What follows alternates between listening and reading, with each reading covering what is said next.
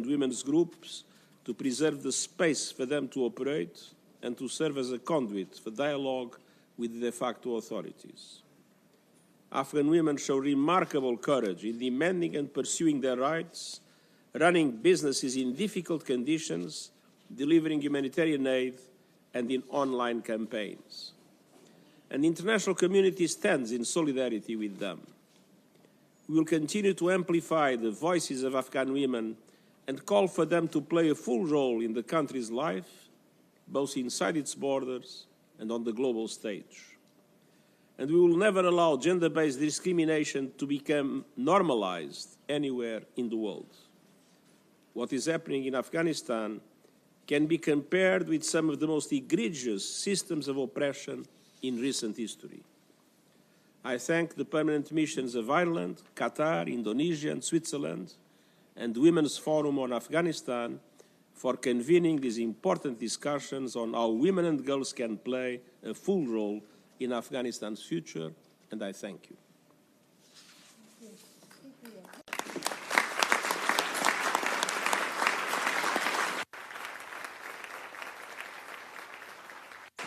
Thank you very much, Secretary General. We deeply appreciate that you made time on this very hectic day to meet with us and join us for this event. And we know that you have to leave for other commitments and meeting.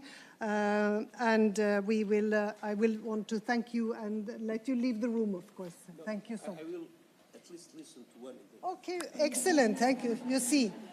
Yes, we are more interesting, I'm sure.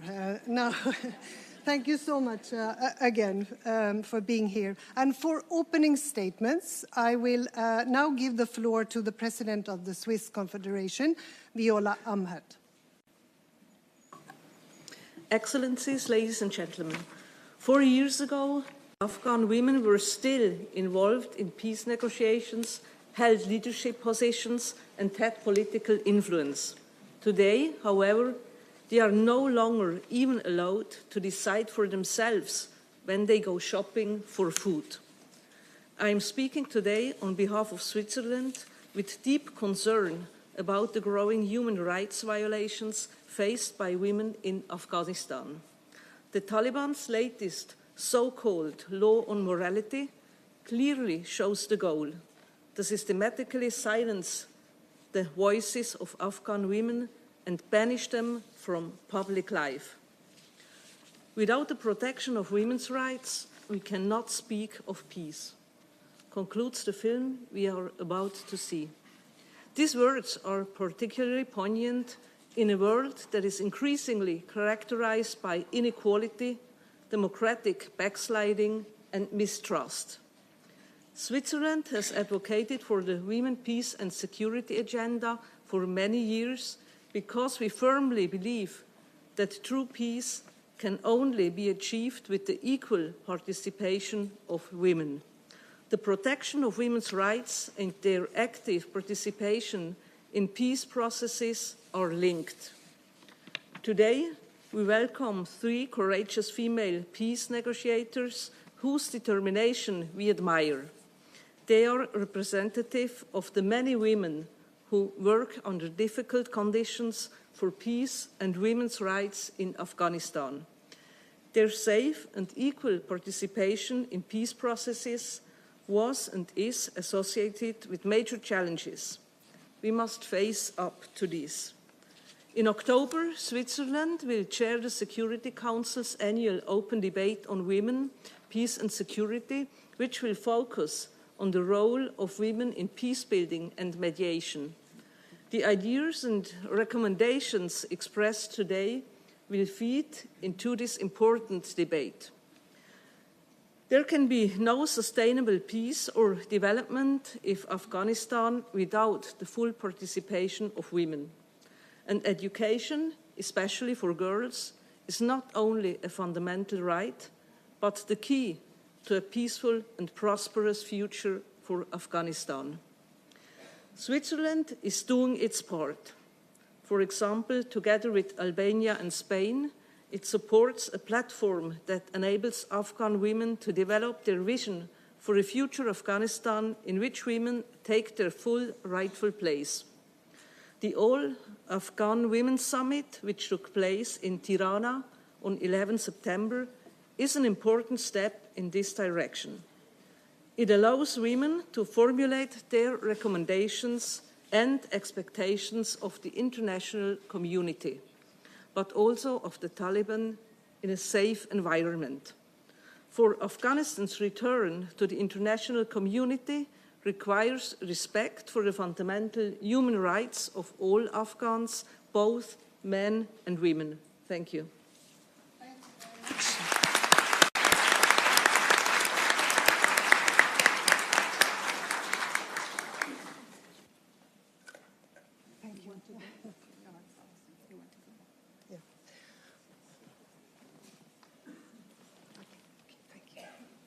Thank you very much again to the Secretary General, and thank you so much, Madam President. And now the floor is yours, Foreign Minister of Indonesia, Retno Marsudi. Thank you very much, Margot. It's very glad to meet you again, Margot. Colleagues, my name is Retno Marsudi. I'm a woman, I'm a mother, I'm a grandmother, and I'm a Muslim. But I have my freedom, my equal access to almost everything, including standing here in this hall. The question is, what about the Afghan women? Do they have the same right as their brother? When I'm here, I can express my mind. I can voice out my aspiration. The Afghan women should enjoy the same right. But the situation is completely different now. They face reversal of progress made in education, employment, and social freedom. According to UNESCO, at least 1.4 million girls have been prohibited accessing secondary education in 2024. This worrying situation demands our utmost attention. Colleagues, friends, Indonesia welcomes the recent independent assessment on Afghanistan that was released November last year. We firmly believe the importance to uphold Afghan-led, Afghan-owned peace process to achieve a long-lasting peace in Afghanistan. For that purpose, an inclusive government is a must. Such goal requires opening doors for all, including women, as their role is both crucial and indispensable for the greater good of the Afghan society. And in this context, Indonesia is very committed to support Afghan women's quest for equality and human rights. Together with Qatar, with my sister Lola, Indonesia has organized International Conference of Afghan Women Education in Bali, December 2022, to mobilize support for Afghan women education and empowerment. This year, in collaboration with a local NGO, we organized a psychosocial project involving 400 Afghan women, providing them with a window of hope and opportunity to get engaged in social life and cope with the situation they face. Indonesia also stands ready to help develop a suitable Islamic microfinance business model for Afghanistan to enable Afghan women in creating more job opportunities from household business. Colleagues, dear friends, we must explore and work through all possible avenues to amplify Afghan women and girls' voices. And I'm here, Retno Marsudi, I am representing the voices of Afghan women. I thank you very much.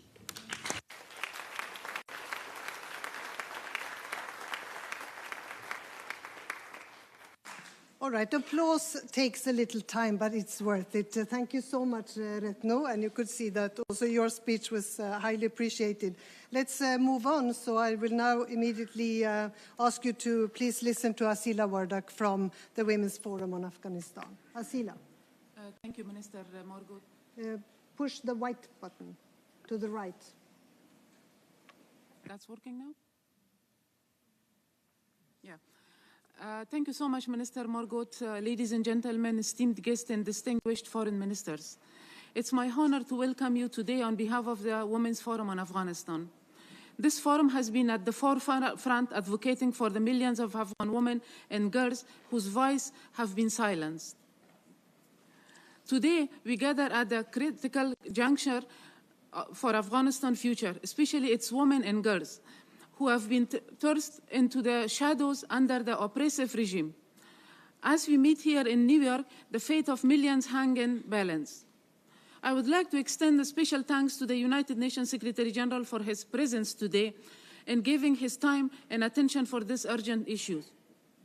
I would like to also thank the Permanent Mission of Ireland, Indonesia, Qatar, Switzerland for their partnership with Women's Forum on Afghanistan and for their continuous support to women of Afghanistan.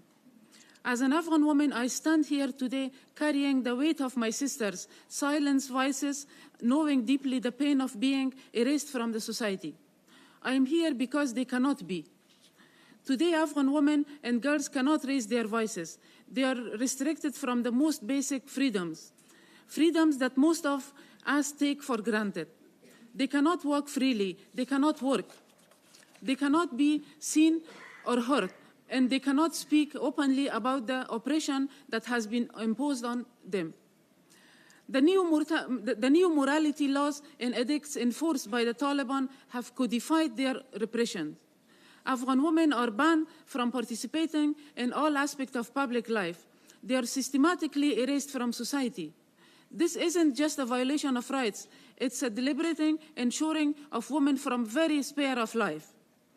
To all men leaders,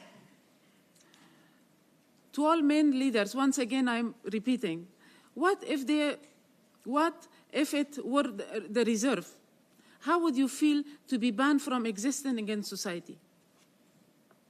Dear colleagues, I want to take a moment to acknowledge the presence of all foreign ministers here today. Your participation is a reflection of the global commitment to ensuring that Afghan women and girls are not forgetting in the hall of power. Now more than ever, it's crucial to include women in all matters concerning Afghanistan's future. Meaningfully, the future of Afghanistan cannot be built on the exclusion of half of the population.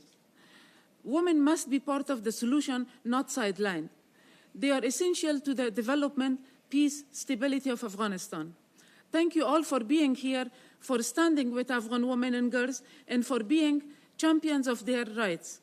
Together, we must continue to fight for a future where Afghan women are free, equal, and empowered. We really need actions, not just promises. Thank you.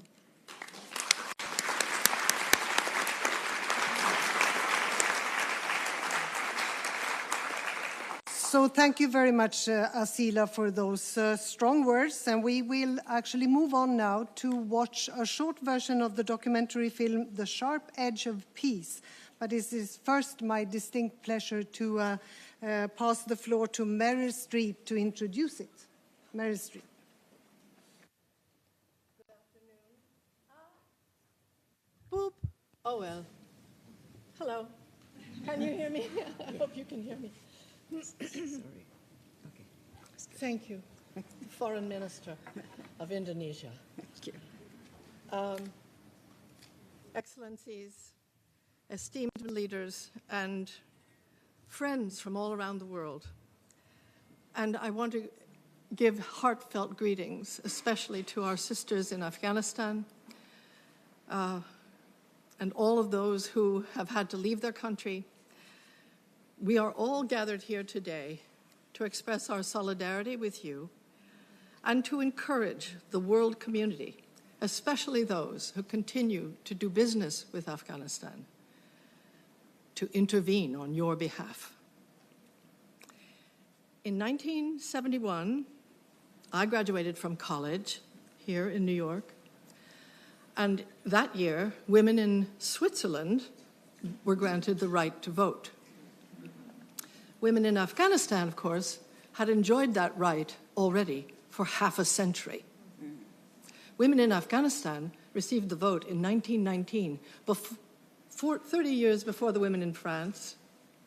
No, 20, my math is bad. well before women in the United States received the right to vote. The way that this culture, this society has been upended is a cautionary tale for the rest of the world. In the 70s, most of the civil servants were women, over half the teachers, doctors. There were women jurists, lawyers, in every profession. And then the world upended. And today, in Kabul, a female cat has more freedoms than a woman. A cat may go sit on her front stoop and feel the sun on her face. She may chase a squirrel into the park. A squirrel has more rights than a girl in Afghanistan today because the public parks have been closed to women and girls by the Taliban. A bird may sing in Kabul, but a girl may not, and a woman may not in public. This is extraordinary. This is a suppression of the natural law. This is odd.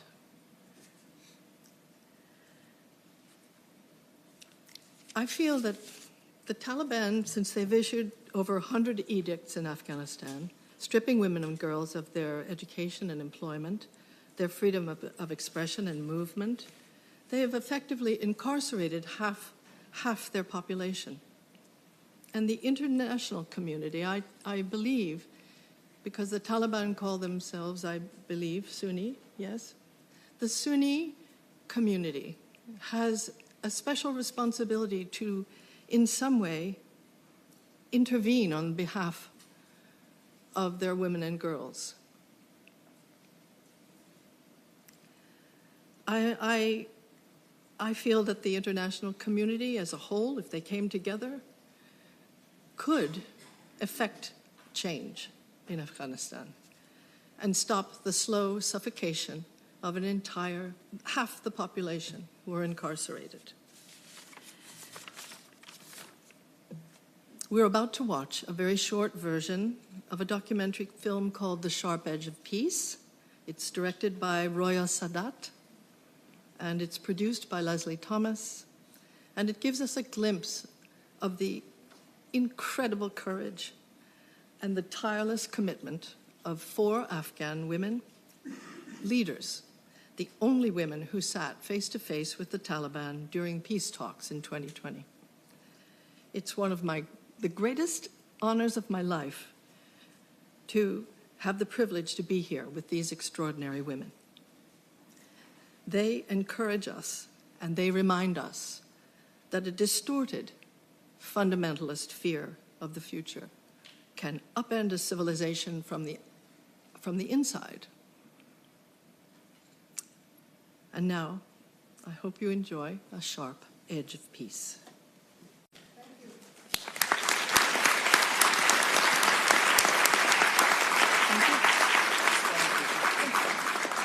So thank you. We will watch the movie and we will actually move just so we are able to see. So we'll move to the sides.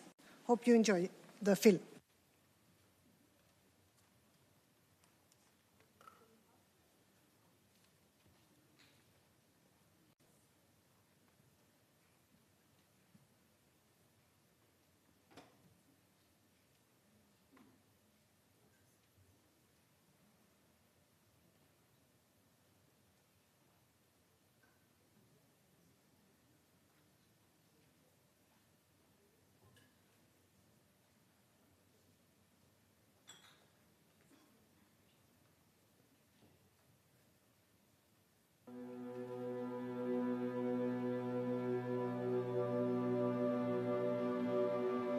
چهار سه دو یک تشویق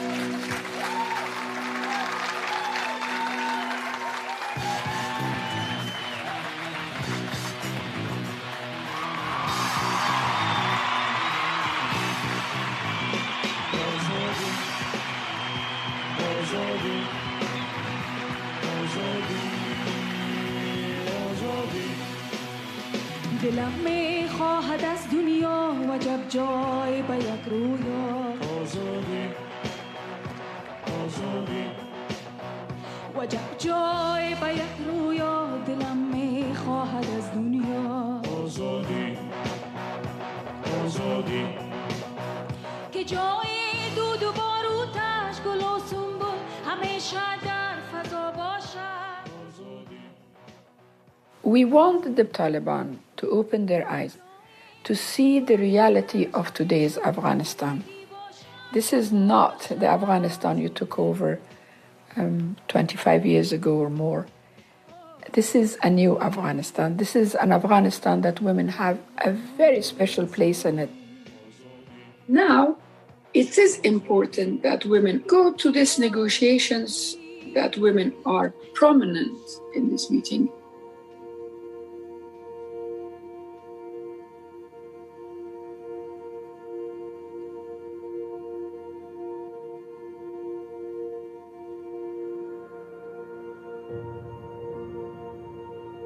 Facing the Taliban's all-male peace negotiating team, the Afghan government's team consists of 21 members, of whom only 4 are women. Fawzia Kufi, Sharifa Zermati, Fatima Gailani, and Habiba Sarabi.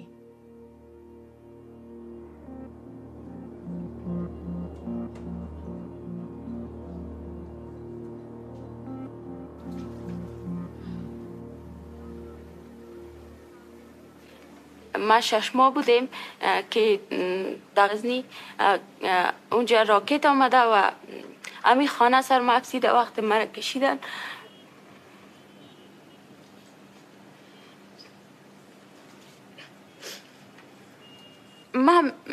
ما منتظرین جنگ ما هستیم. ما این قسم شدیم. اگه جنگ نمی بود، اگه صلح می بود، چرا ما این قسم نمی بودیم؟ ما مثل مردم عادی جور می بودیم. بر طالبان میگم که لطفاً دیگه جنگ بانن، پشت سر بانن، بیاین صلح کنن، نکنن اولاد خود، اولاد بیچاره دیگر از بیادر خود معیوب نسازن. ما که شما را میبینیم اضافتر قوت پیدا میکنیم. ما که شما را میبینیم باور کنیم که اضافتر همت تحضیر پیدا میکنیم که نه باید امروز از یا شب و روز بدویم کار بکنیم در هر پروسه که در کشور ما هست. در این شکل نیست که جنگ همه ما و شما را ضربه زده. ما مشترکاً طرحتان یا قطعنامه‌تان مستقیم در سر میز طالبا برشان میرسانیم. مذاکرات بین الافغانی در چند روز پیشرو قرار است آغاز گردد او خوشحال یو چې په دې اعلامیه کې هغه ټکو ته چې اشاره شوې ده زه فکر کوم هغه نه یوازې چې د ولایاتو د ښځو غوښتنه ده بلکې د زما او ستاسو د ټولو غوښتنه ده. مهم است که ما و شما خصوصا گروه‌های مختلف زنان باید به شکل متواتر صدای خود را در پروسه صلح داشته باشیم، خواستای خود، نظریات خود را به شکل متواتر با جوانب مختلف شریک سازیم تا مطمئن شویم که به یک صلح پایدار میرسیم. سند از معلومات از پیشان جمع‌آوری کردیم و او را به یک سند 4 صفحه‌ای منتظم کردیم. خوب است من کل زنای جای شده همین سند برای زرمتی صاحب برای سوروی صاحب تقدیم میکنیم. اونا هم بر برنامه خود بگیره.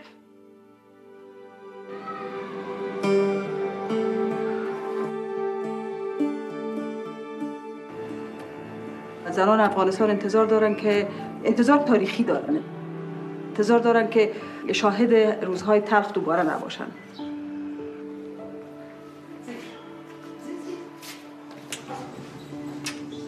مدت زیاد است که آمادگی داریم. طالبان به صورت عموم افراطی هستند.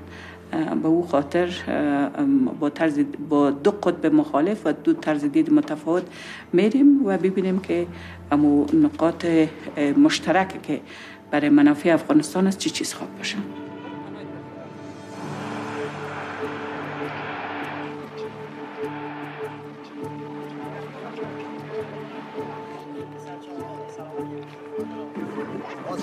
آجنده‌ای که زنان افغانستان زنان 20 سال قبل نیستند. زنان افغانستان امروز آگاه شدن، صرف نظر از اینکه در کجای افغانستان زندگی میکنن حق دارن تحصیل کنن، کار کنن، حق دارن از حقوق انسانی مستفید شوند و حق دارن که به نمایندگی از افغانستان امروز احترام شوند.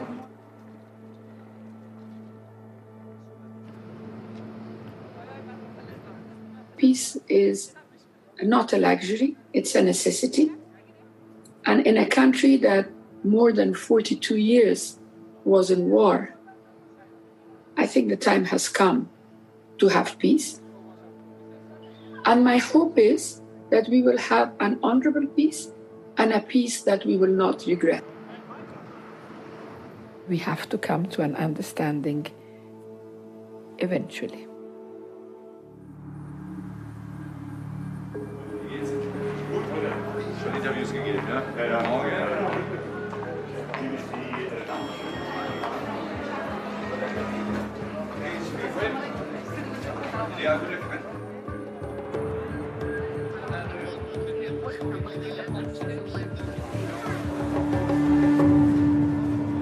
Today is truly a momentous occasion.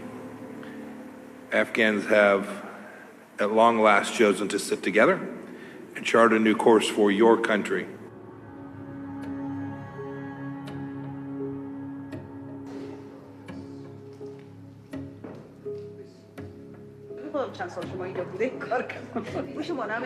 ما در این 42 سال زیاد مردا را تخفیف دادیم، واقعیت به این شکل نیست.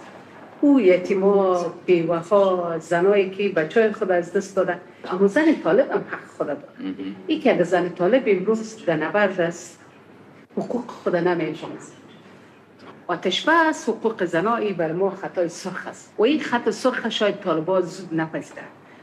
مگه که نمیپذیره چه نمیزنیم این همینجا برش میمانیم، ما بی‌حوصله نمیشیم، ما رفتن و علاقمند به زودترین فرصت که بدون هدف بریم به افغانستان نیستیم. And you can count on us.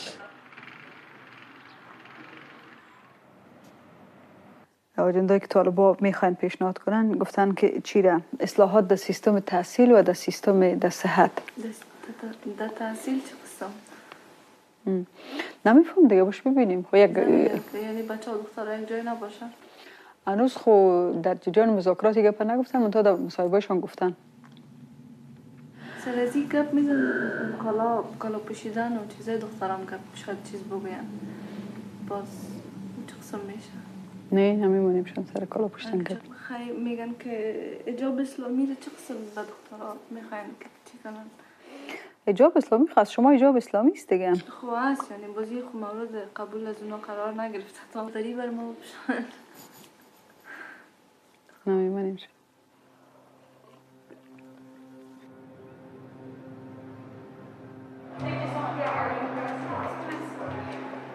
We're being told that the government of Afghanistan may actually collapse. How can we be helpful to you and women and girls? So the support or aid that coming for the new government should be conditional based. This is one thing. The other thing is the messages that you are giving or the policymaker from United States is giving to the public. The war in Afghanistan, which started 43 years ago, it was an international war. It was during the Cold War.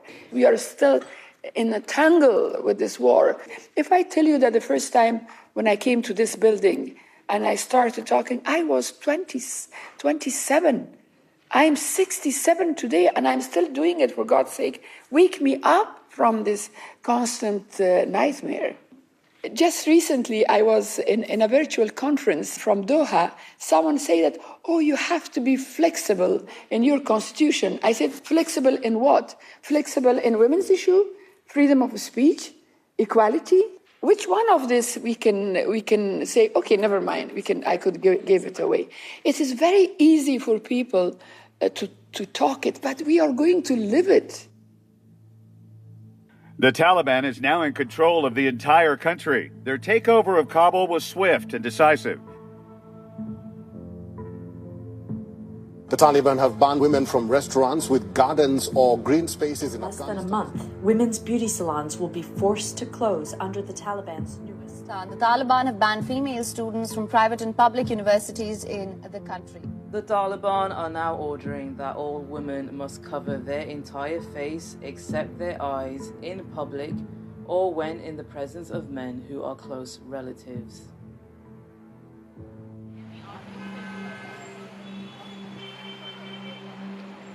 The predictions were that the Taliban probably have become more moderate But the reality is that since they have taken over, there has been a systematic exclusion of women from social and education sphere. Religious minorities have been pushed to leave their villages. There have been oppression, forced disappearance, and many other forms of human rights violation in Afghanistan. Moving forward, if we abandon the people of Afghanistan, the consequences are going to be huge, not only on the people of Afghanistan, but on the rest of the world. The UN is currently faced with rival claims for the Afghan seat here at the United Nations. What is your message to the UN member states as they now consider who to give that seat to? There cannot be double standard. We cannot say that women and human beings in your own countries deserve to live in respect and dignity, but it's okay for women of Afghanistan to live in the situation that they are now. So I think very simple, the UN need to give that seat to somebody who respects the rights of everyone in Afghanistan. Peace is not just silencing the guns. Peace is about inclusion, about tolerance. We have to come together and to be the voice of our sisters, our people inside the country. All the achievement that you have been the witness within this 20 years, it was our joint effort, and it is our joint achievement. ځکه د طالبانو تیره 15 کلنه دوره چې کله دوی په افغانستان کې حاکم وو، وظیفې نه وې، د میرمنو دپاره مکاتب بند وو، د زده کړو زمینه نه وه مساعده. خدای مکې داسې یوه سوله راسي چې په هغه کې د اتباعو حقوق، د ښځو حقوق خوندي ونه اوسي، هغه ته بیا موږ سوله نه سو ویلی.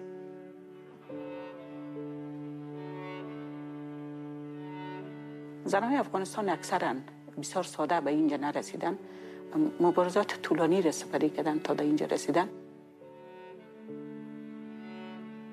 هر قدر بفتیم باز هم یاد داریم که تو استاد شیم.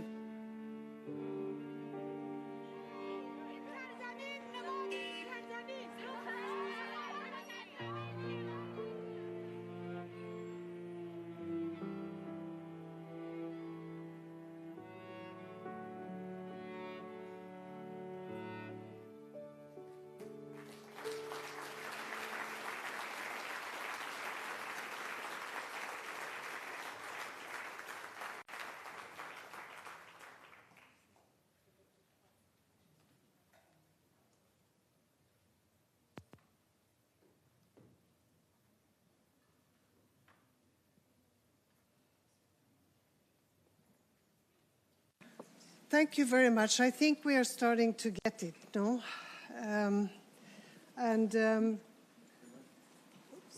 Okay.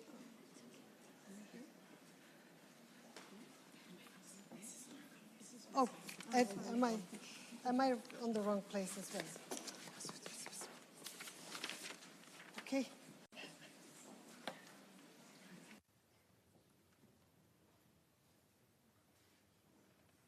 So,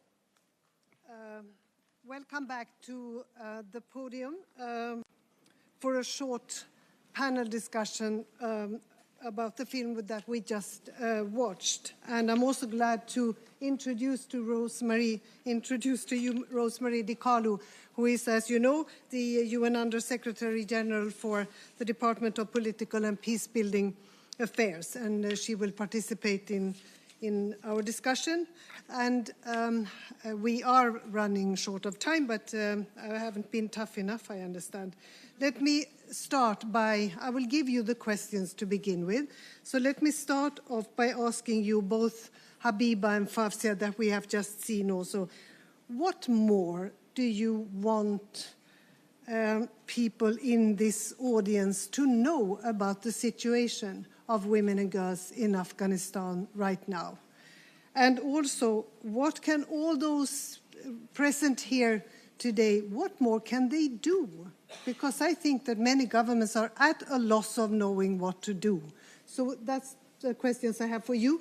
And I'll give you a question also, Rosemary, immediately. So how do you see the role of the UN in the future?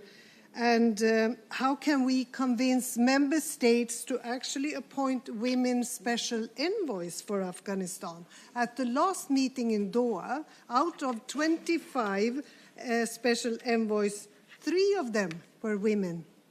So this is something for you who represent the governments here as well. So we can do better, probably all of us. So I will have to ask you to be very short, because I also want the Irish minister and the Qatari minister to be able to say something. They are co-conveners and they are very active on these issues, have been extremely supportive throughout the process. But first, I think I will give Habiba the word first. Thank you very much, Margot, and good afternoon, salam to everyone.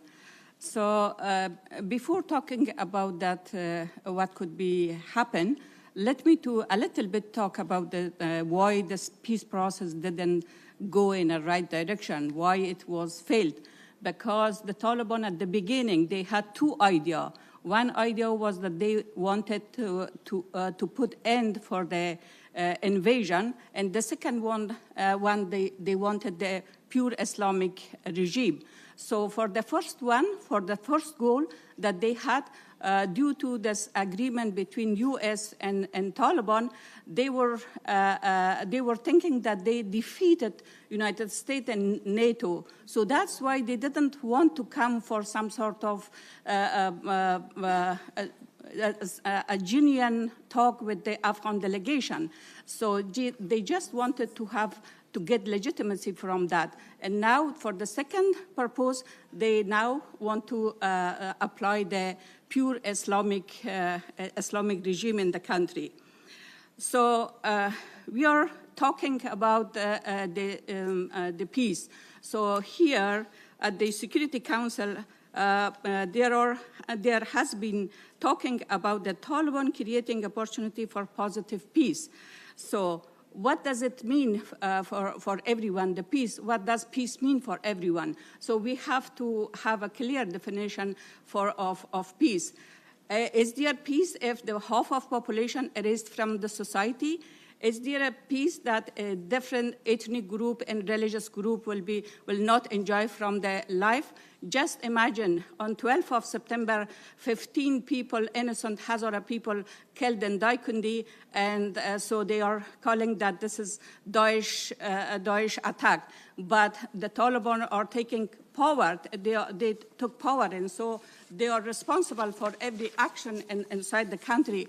As actually, we have to say that this is my idea that Taliban, Al-Qaeda, Daesh, all of them, they are like a brother with each other.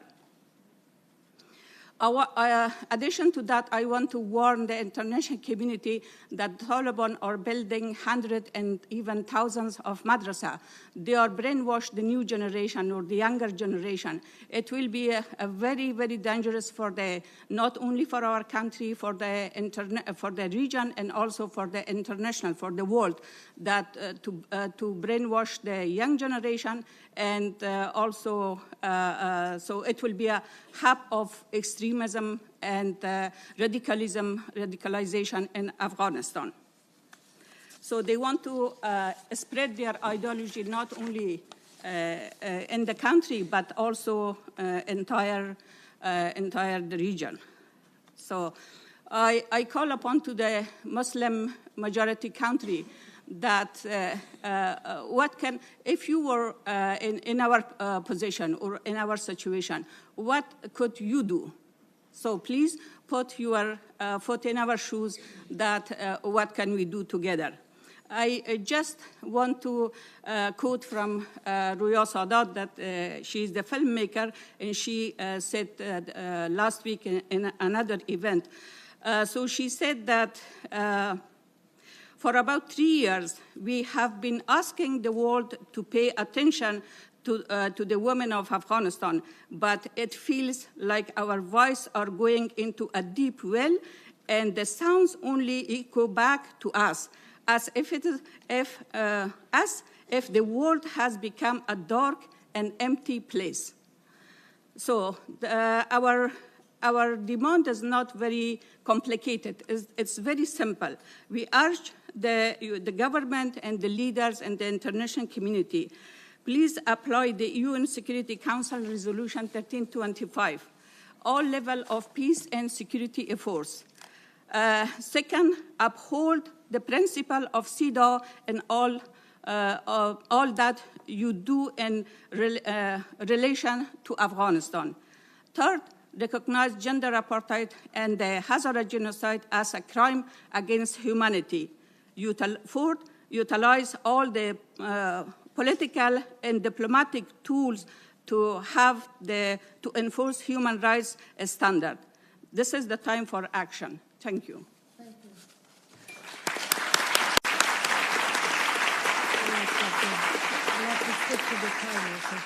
Thank you very much, Habiba. Very clear. And we will turn to give the floor to Fawzia Koofi immediately.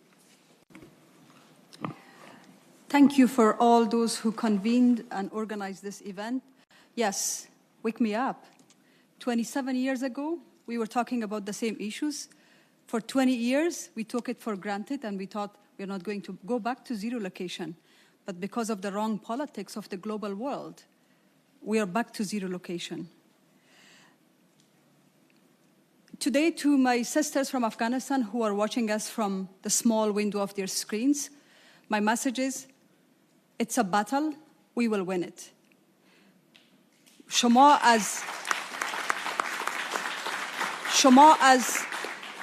از جلسه در جلسات بین المللی مثل جلسه دوحه محروم شده بودین. امروز با حضور سکرتر جنرال سرمنشی ملل متحد ما ثابت ساختیم که این مبارزه را آخر پیروز میشیم.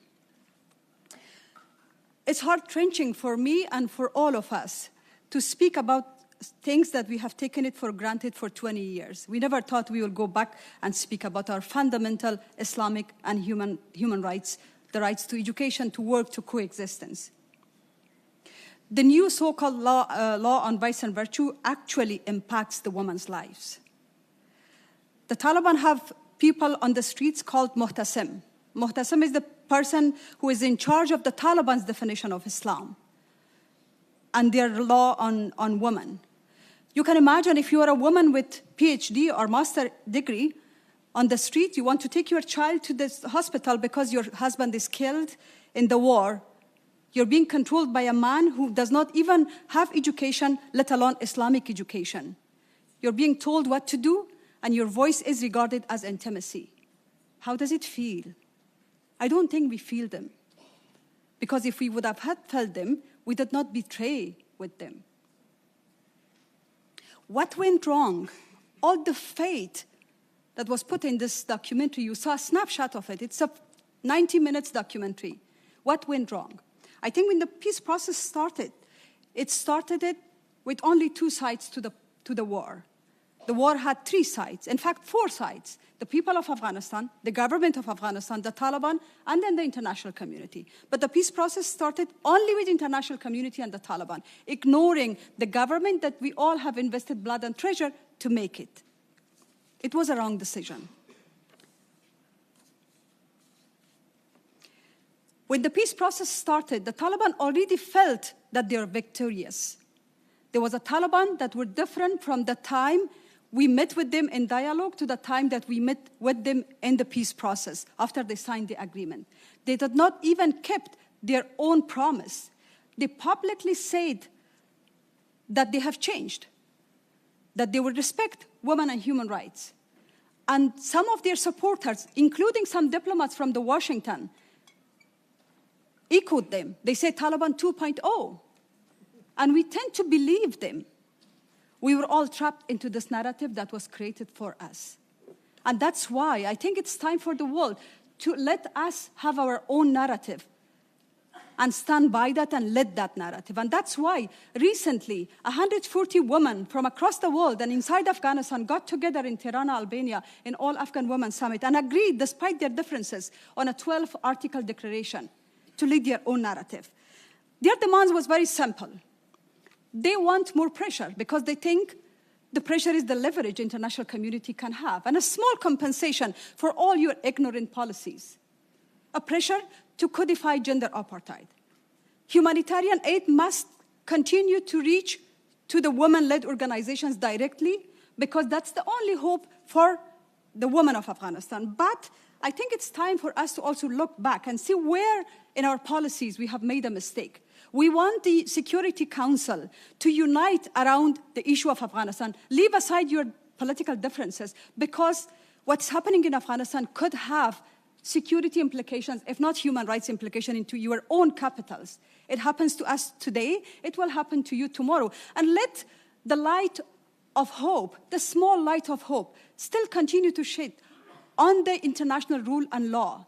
Let people still continue to believe that international law and order, the UN Declaration, the CEDAW, the EU principles, the principles of OIC, they still work.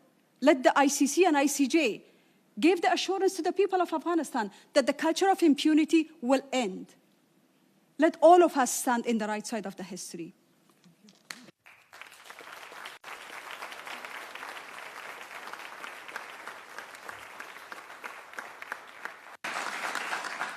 Thank you very much to both of you, Fawzia and Habiba, for your indeed very relevant and strong messages to all of us. I think it hit home, and it is also an inspiration and a call on all of us to take action. Now I move directly to give the floor to Rosemary DiCarlo, because I know that the Irish Minister, for example, has to leave 20 minutes to 3, so we will try to wrap up before. So we will try to. I'm on Irish time. All right, thank you so much. But thank you so much for those comments and ideas and proposals as well. Rosemary DiCarlo. Thank you, Margot. Let me just start by saying that the United Nations has been in Afghanistan since 1949. And today we have a political mission there and many humanitarian agencies that are delivering life-saving aid to people around the country. You ask, what can we do more? And let me tell you what we're doing and what we're trying to do here. We're leading a process now. It was one that was endorsed by the Security Council. We're calling it the Doha process because we meet in Doha, to have principled international engagement with Afghanistan. And this is for the benefit of the Afghan people. And I want to thank the government of Qatar for their generous support to this initiative. Now, the process entails a step-for-step approach. The de facto authorities are expected to do several things: make governance more inclusive, respect women and girls' rights and human rights writ large, and then increase effective counterterrorism and counter-narcotics efforts. In exchange for this, the international community would incrementally ease its restrictions and provide development support. Now, the objective of this is to get the Taliban to live and abide by their obligations to their people first and foremost, but to the international community. And frankly, without this, the Taliban, Afghanistan, is not going to be able to return to the international fold. It's a complex project. We have special envoys and international organizations, special envoys from around 30 countries and a few international organizations. We bring them together directly with the Taliban and with a wide range of Afghan civil society leaders, including women. Now, it's extremely complicated given that we have a situation where we now have the morality law. We had member states willing to engage, willing to go forward with a step-for-step project. However, I think we risk right now of ending this process. At this point, those who've been participating in our process want to continue, but they really expect the Taliban to take part in good faith, and they've got to start abiding by their international obligations. Engagement is the key. We cannot let Afghan women and men down. You ask about how we can encourage member states to appoint more female envoys. Yes, you were right. There were 3 at the table in our last round. Well, we can encourage them. We can ask them to do so. We can shame them. At our last session, there were 2. The UN was led by 2 women, by me and Rosa Otunbayewu heads our mission in Afghanistan. We had a few quips that we passed out, but then we said very much to them privately, if we expect the Taliban to take us seriously on the issue of women's engagement, we have to walk the talk. Thank you. Thank you. Thank you, Rosemary.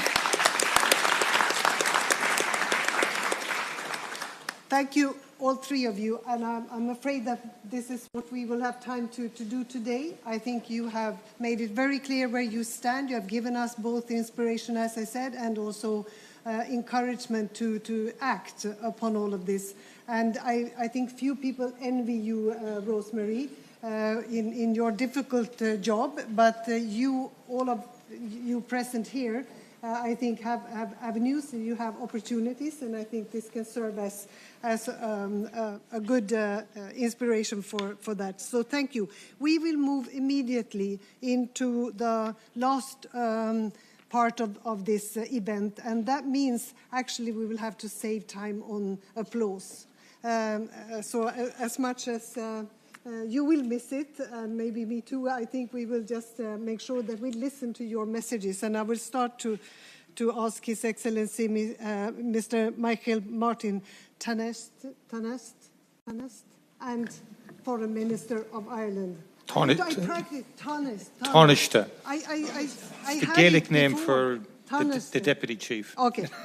Deputy Prime You Minister. are warmly welcome, and thank you for all your support, because you've been there throughout this. Thank you, Margaret. And you might remember a previous time when you were a great support to Ireland when you were European Commissioner at the Lisbon Treaty, and we met on that occasion. And I'm delighted and honoured to be here today alongside our colleagues in Qatar, Switzerland, Indonesia, and the Women's Forum to host this event and to say it to our friends from Afghanistan we met last year. Our aim is to support you in every way we possibly can, and the organisation of this is a part of that. It's not enough, and we need to do more. And I speak, before I went into public life, I was a teacher. So it really offends me as a person, as a teacher. To me, I had a passion for education. I cannot get over this most fundamental denial of a very basic yearning in every human being to learn and to be curious from the day you were born. And to me, it's something I can't come to grips with. Right throughout my life, my passion is education. And in our countries, it's for people who we might term disadvantaged or from socioeconomic backgrounds. But this is a persecution of a gender, which I think is perhaps without precedence ever in the world, in history. And the passiveness, if you like, or the passivity of the international community is quite striking, given the enormity of what actually is taking place here. And we saw in the documentary The False Dawn, the danger of the negotiations. You summed it up when you said, I think it was either Habiba or Fisher, in terms of the lack of inclusion, two sides. In Ireland, when we had conflict and war, women were very instrumental in the peace process. Women said they had enough of their children being bombed and being killed, and they took to the streets and were a part of the peace process and were represented at the peace process, even though some were not elected, but they made their contribution. So I say to you to keep doing what you are doing, notwithstanding, as someone said on the video or the documentary, it's 40 years now.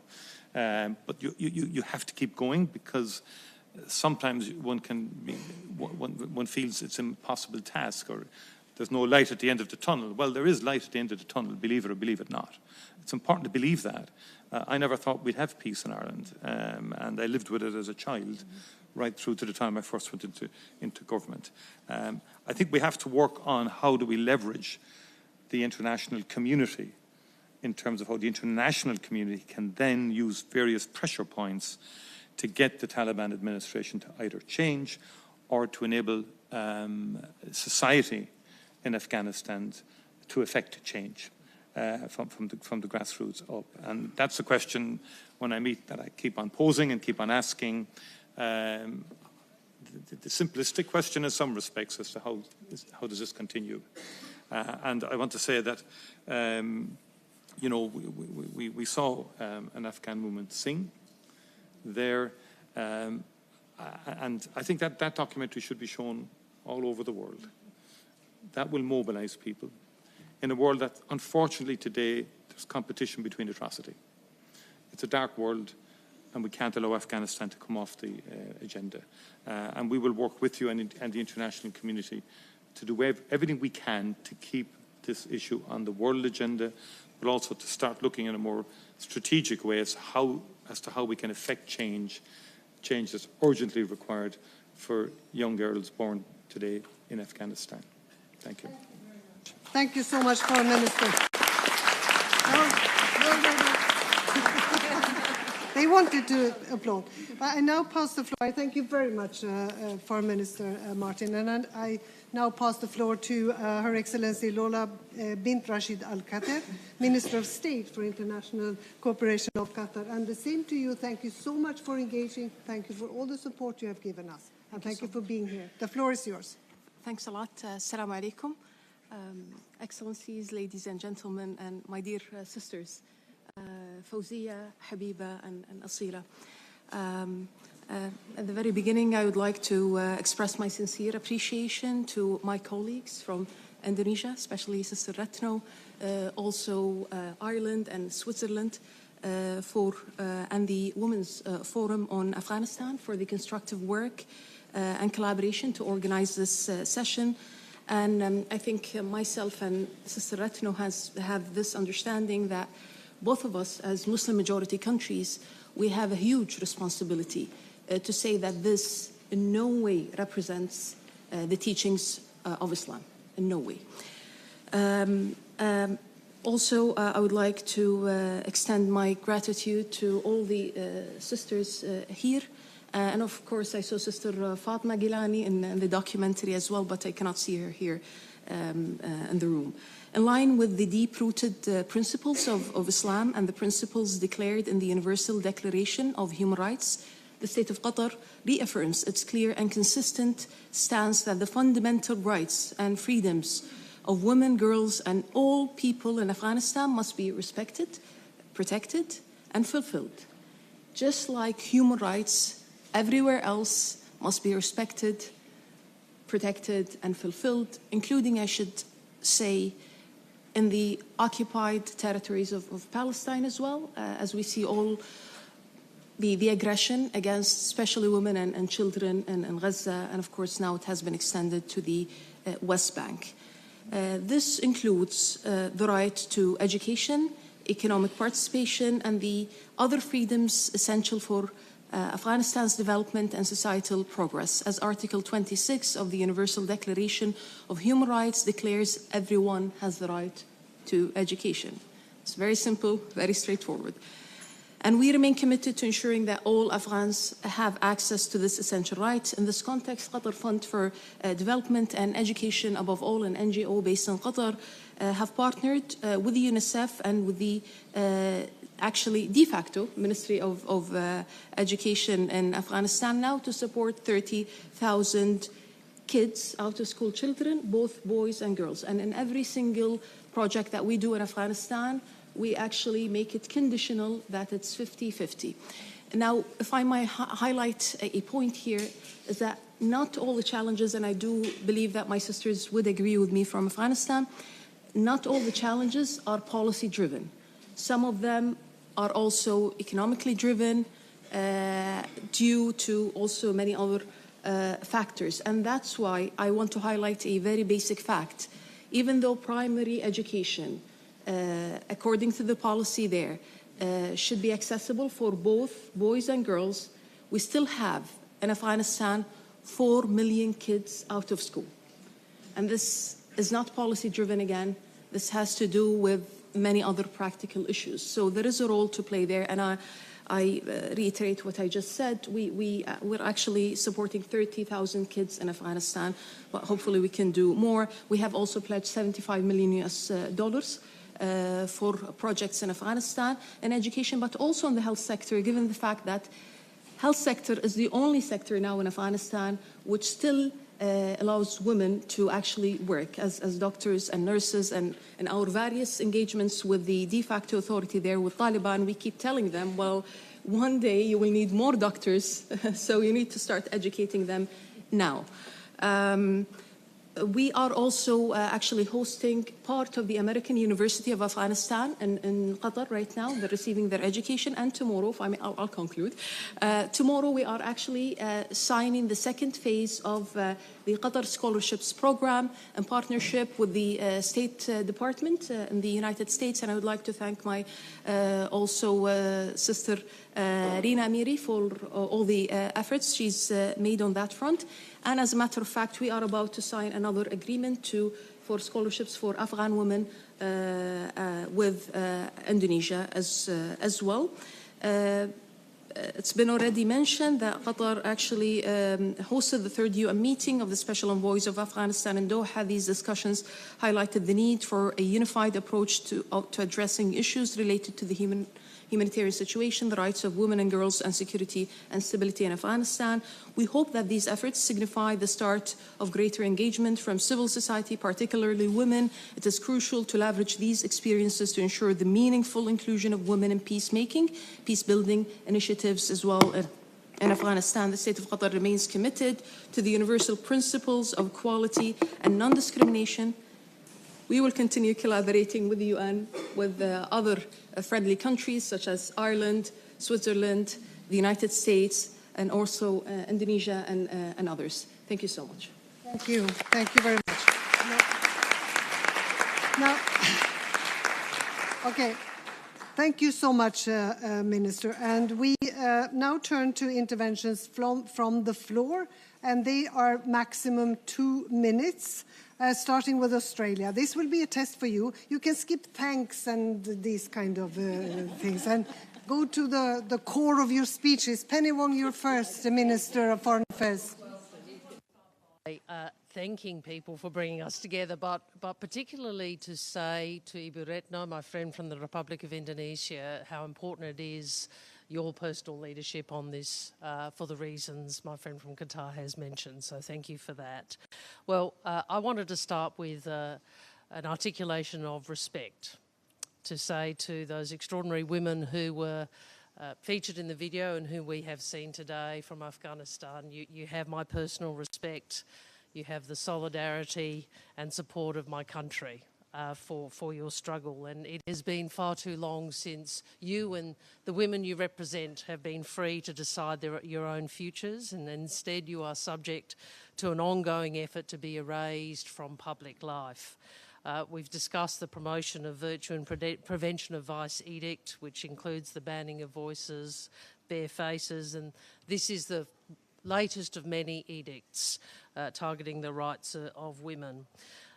There is a simple proposition which I think needs to be remembered. Afghanistan cannot be rebuilt without women. Afghanistan cannot be rebuilt without women.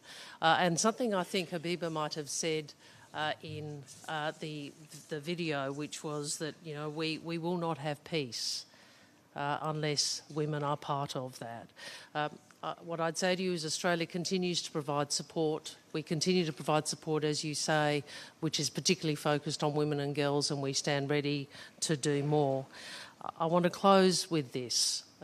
We salute the remarkable courage of the women of Afghanistan. And so no matter how many times, you said, no matter how many times we fall, we will rise again. It is up to all of us to ensure that remains true. Thank you very much. Thank you very much. No applause. We don't have time for applause, as much as we appreciate you. Thank you very much, Minister. The thing is that I think that Jill Biden is on her way into this room later, or very, very soon, so they will throw us out soon. So I will try to, please keep your interventions very short. Try to be short. And I pass the floor to Her Excellency Foreign Minister Dominic Hassler. Reinette Clever, the Minister of Foreign Trade and Development of the Kingdom of Netherlands. Where are you? There, please, welcome. The floor is yours. 1 minute. Thank you. Your Excellencies, distinguished guests, thank you Ireland, Switzerland, Indonesia, Qatar and the Women's Forum on Afghanistan for the opportunity to speak about this very important issue, the future of women and girls in Afghanistan. I also want to recognize the incredible work of women-led organizations on the ground, fighting for women's rights, often in the most difficult circumstances.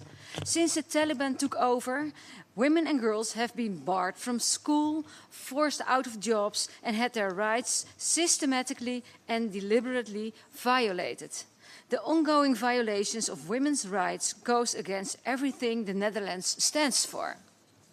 A country cannot prosper when half of its population is silenced. A country cannot prosper when it's been deprived of half of its doctors, teachers, and entrepreneurs. That's why we remain deeply committed to the rights of women and girls in Afghanistan.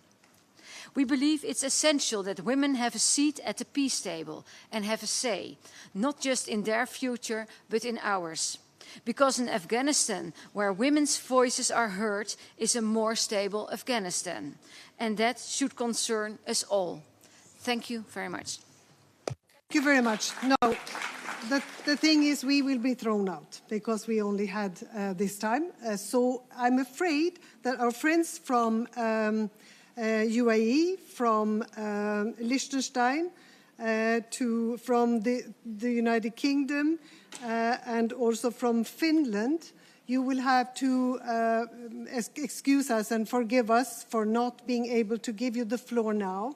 We will make sure that we find another way. They are just forcing us out. Lana and other friends. Can I say one more thing, one sentence? Because Meryl Streep said already 25 years ago, she's talked about the power of empathy, what brings out the best in us. And we definitely have to mobilize empathy, but that is not enough. We need action, and all of you participants will be central to that. Thank you for coming. Please keep Afghanistan on the political agenda. Keep the pressure up. Thank you, and forgive us.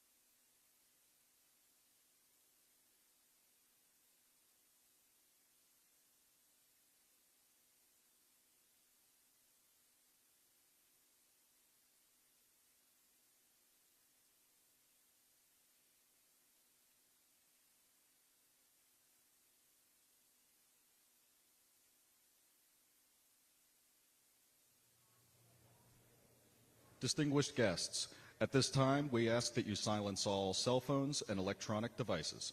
Thank you.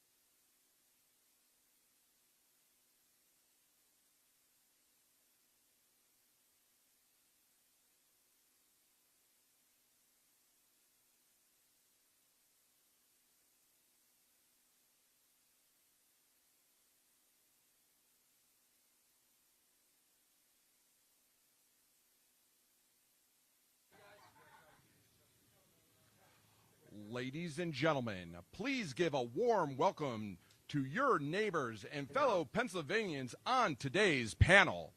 Go ahead. Go in and take a right. Remember, you're the far side.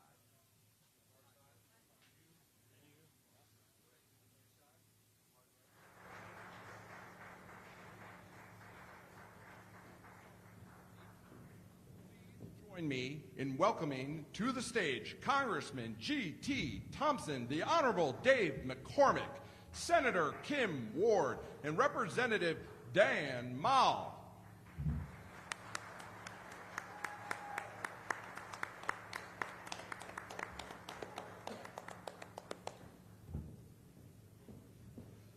Ladies and gentlemen, please give a warm Pennsylvania welcome to Protecting America's Initiative senior advisors, former New York Congressman Lee Zeldin and former Ambassador Richard Grenell.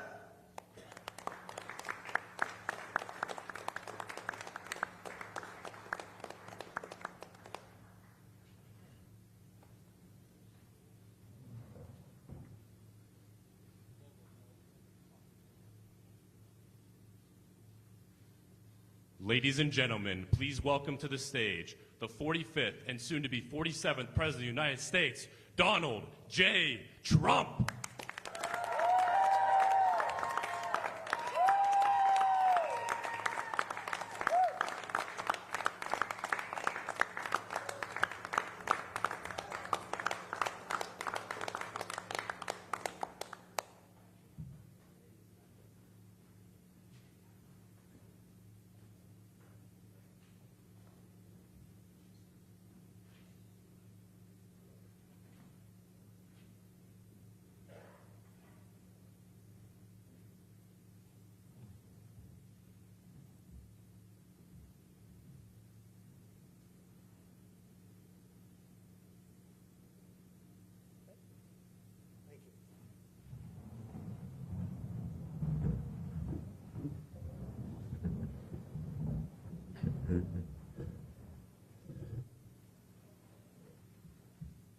Thank you very much. It's an honor to be with you.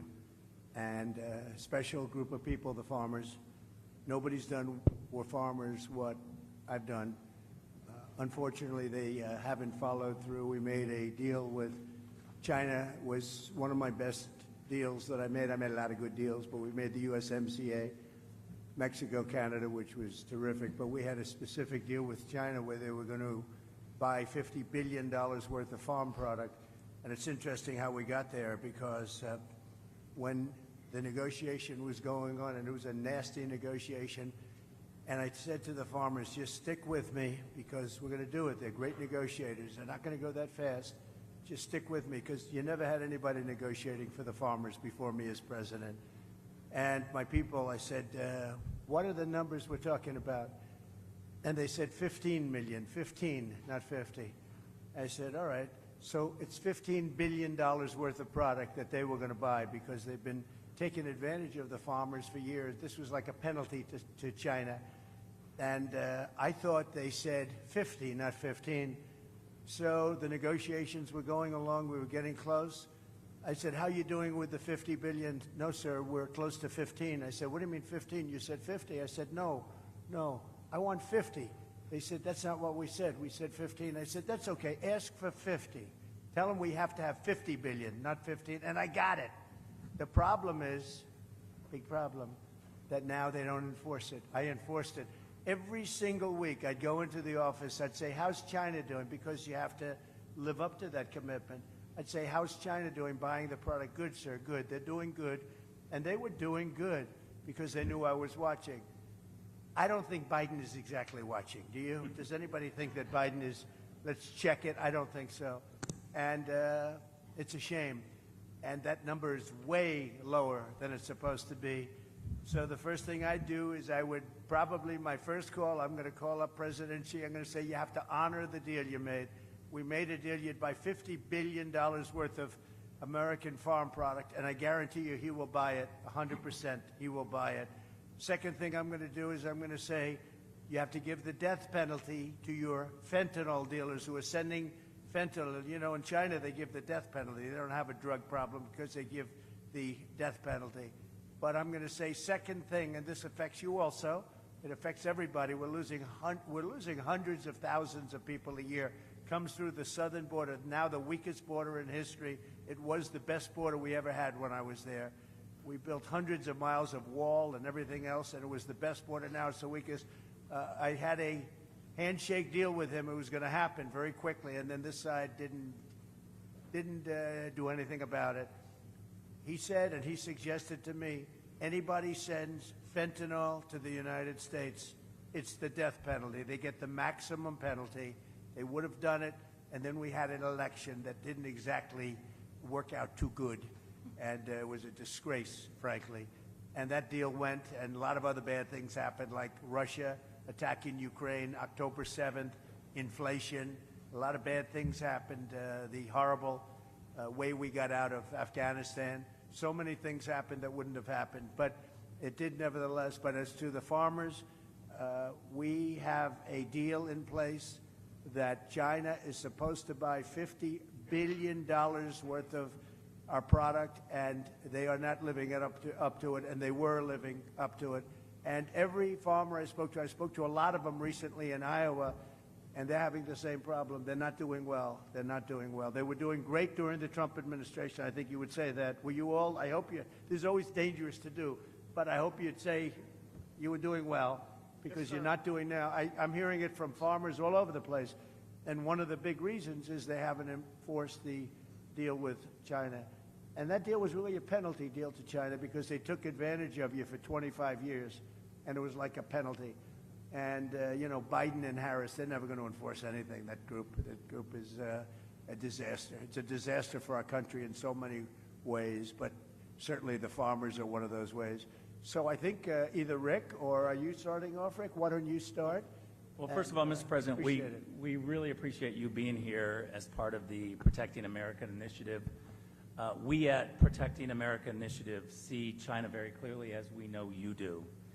China has quietly but strategically worked against us whenever we are distracted by wars or COVID. China goes in and absolutely tries to distract the American people. They work quietly. They go after our local and state politicians. They go after our manufacturing, and there is no question that they are looking to, at some point, leverage that investment and that activity. I've seen it very clearly at the UN, where the Chinese are very duplicitous. They have a permanent veto at the Security Council, but they also work with the G77 developing nations. They get money from UNICEF just to feed their people, while actually acting like a superpower at the UN. They are duping so many people. We know from your administration, Mr. President, you were not duped by China. You saw them very clearly. But for the past 4 years, while America and America's Democratic-controlled White House have been distracted by wars, China is getting into our farmland. And we have to be able to see China very clearly. So we want to thank you for being here, and Lee is going to take us off into Q&A. Well, thank you, Rick. Like Ambassador Grinnell said, President Trump understood the Chinese Communist Party threat and protected Americans from the CCP's attempts to infiltrate America. It is great to be here with the 45th and our next President of the United States, Donald Trump. China now owns 349,442 acres of agricultural land in the United States. That is up 82% from 3 years prior. America's food supply and the farmland that enables it is critical to our national security interest, especially due to China's aggressive ventures into the U.S. food supply. While in the White House, President Trump took on China in many ways that stood up for American farmers. In 2018, he signed a law requiring the federal government to review CCP purchases of land around critical infrastructure, airports, and military bases. That is why we need President Trump back in the White House to pick up right where he left off and go even further.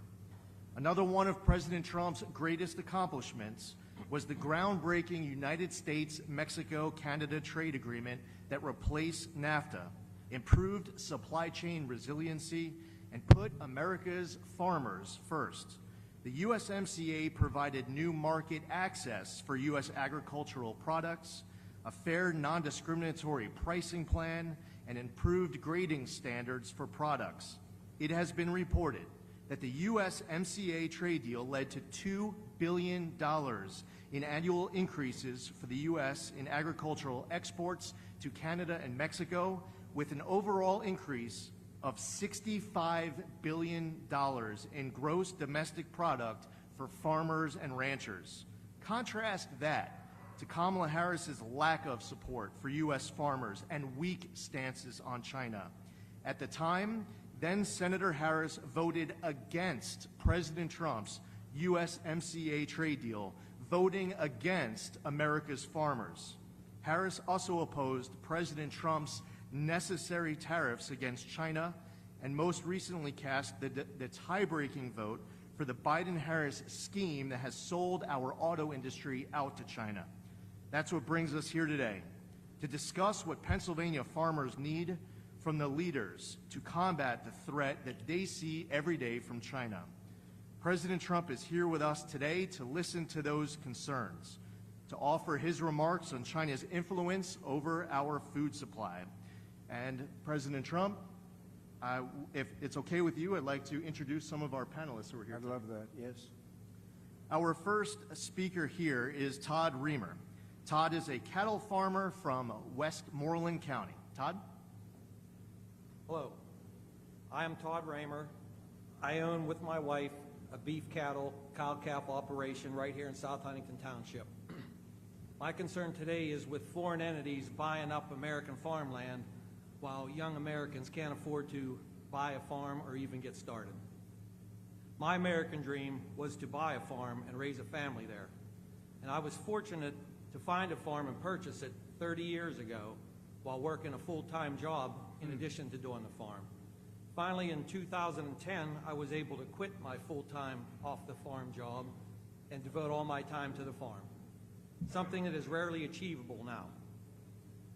I know there are young farmers out there who really want to aspire to own their own farm and ranch, but they can't afford to do so with the high costs of the farm, the ranch, and the equipment to get started. We all hear the word sustainability. To stay sustainable,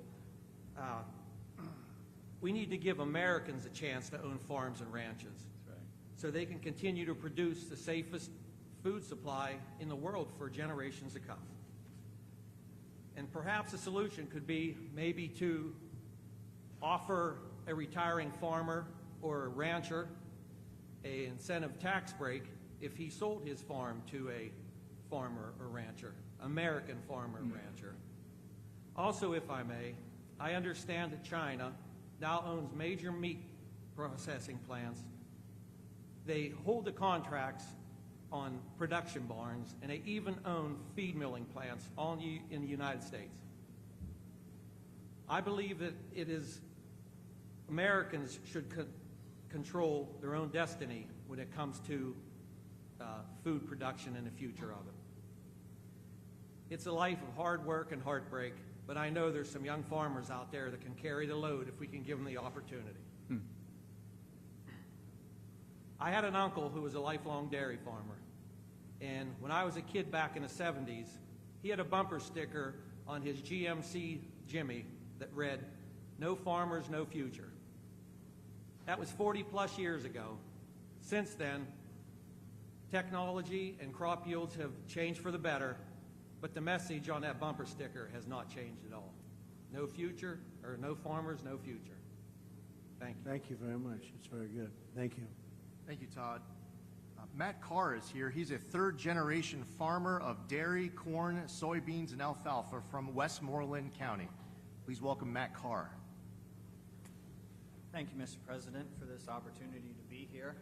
Like I said, like I was introduced, I am a third-generation farmer. I would consider myself the young farmer that Todd is talking about.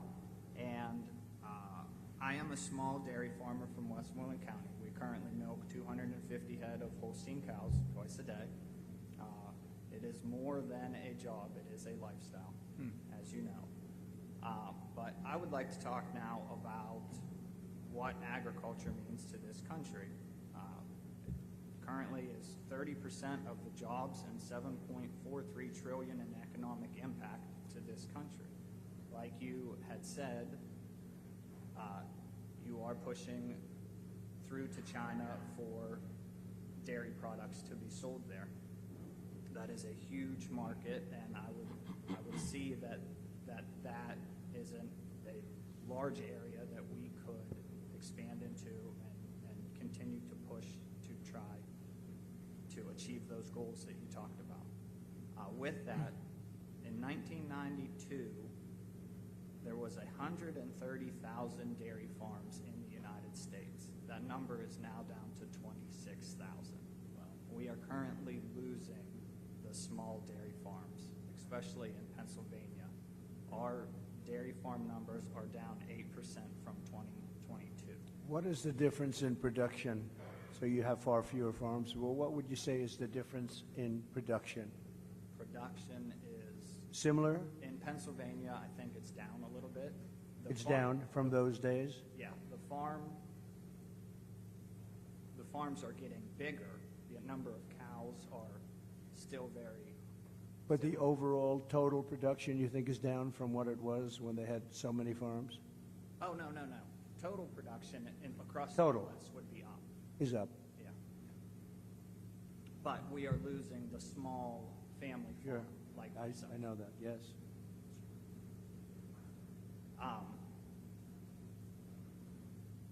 Dairy margin is the margin that we have in order to make a living and a profit is extremely tight. Our input costs are up. So is there a way for America to, we talked about manufacturing, can we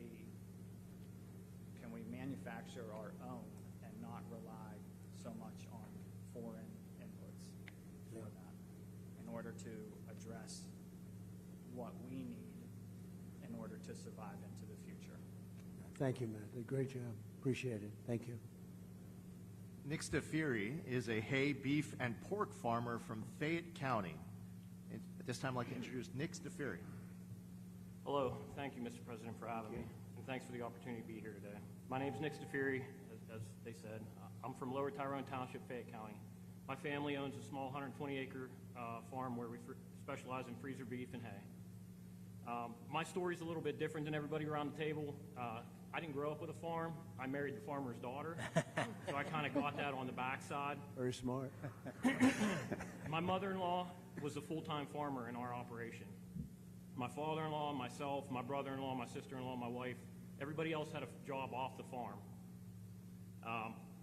From 1954 to 2015, we milked 50 cows a day, twice a day, no hired help. It was all on them. My mother-in-law decided to stop milking in 2015 and transition to freezer beef and hay. I'm going to be a little bit different on my story here because my wife and I are both energy workers.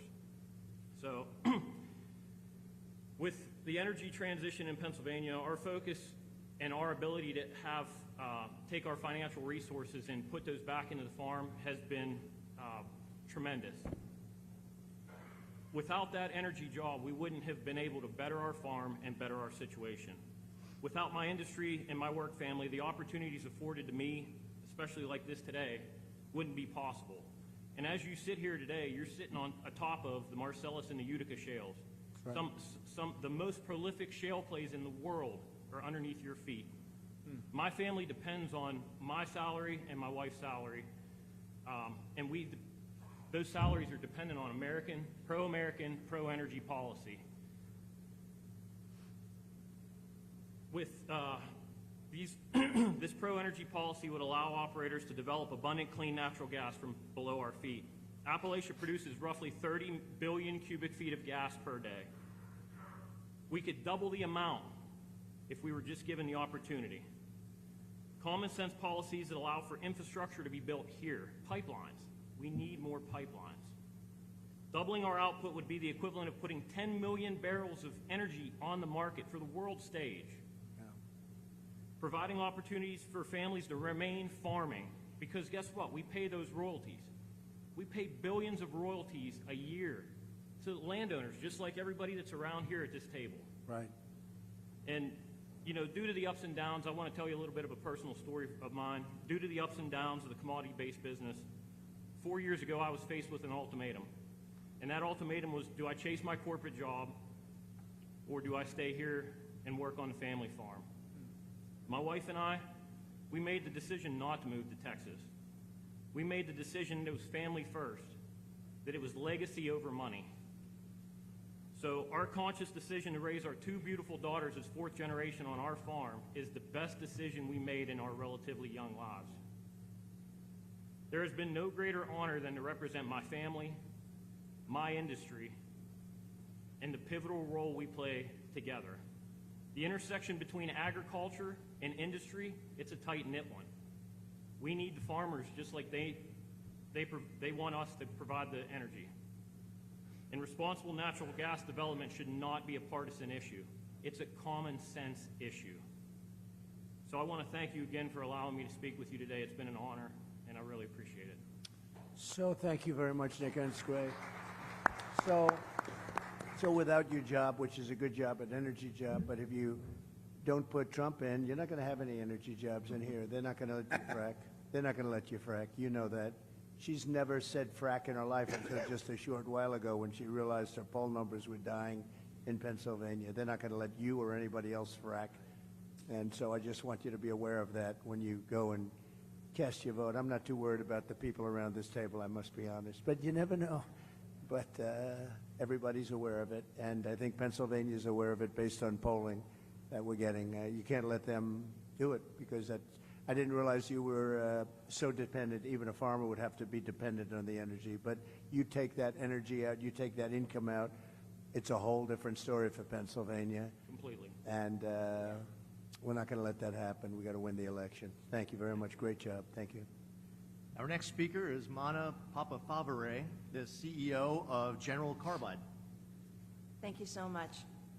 So again, my name is Mana Papafavare. I'm the president and CEO of General Carbide Corporation. We are a 56-year-old manufacturer of carbide and steel tooling components and assemblies for lots of industries that include oil and gas, ammunition tooling, and agriculture, to just name a few. We're a fully integrated supplier, so we start with our ungraded powders all the way to making our finished tools, which we've transformed over a period of years. Great. This company was started by my father, Primo J. Papafava, when I was just 5 years old. He was the son of Italian immigrant parents. He enlisted in the Air Force to be a navigator, graduated from Carnegie Tech, now Carnegie Mellon University, with a degree in chemical engineering, and then went to work for a variety of businesses, ending up in a carbide company. He worked his way up, and eventually he started his own business. When he started the business, I was just 5 years old. So I'm very proud of our history. My mother and father taught us a lot, and I lost my father now 22 years ago, and my mother is now 5 years gone. But they taught me about hard work, integrity, and responsibility, as well as respect, charity, and compassion. I'm not as hardworking as any one of these farmers here, I can tell you that, but I do work hard. When my father passed away back in 2002, I was left with the responsibility of carrying on our business and taking care of 250 people that work for us in Westmoreland County. But by the time that COVID arrived, we had grown to 350 people with 3 different businesses in 4 states, Pennsylvania, Massachusetts, Michigan, and Hawaii. And even though we were deemed an essential business or a sustainable business by 3 of the states, still General Carbide lost 60% of its business in a very short period of time. Unlike a lot of other companies that kind of rolled into the corner and waited it out, that is simply not our style. In fact, one of our core values is growth. And so we went to our sales team, we told them to look for opportunities, even in light of a very difficult time that we were having. And so one of our market segment managers, his name is Eric Butts, he is also a farmer. So he owns his own farm and he is working for us as a sales manager. He started to look for components in the farming industry made out of carbide, and he found that it was quite a large industry. But the overwhelming amount of these tools are sourced here by China. But he thought maybe we would have an opportunity by employing kind of American ingenuity and doing some things on our own. So we started to move into the industry.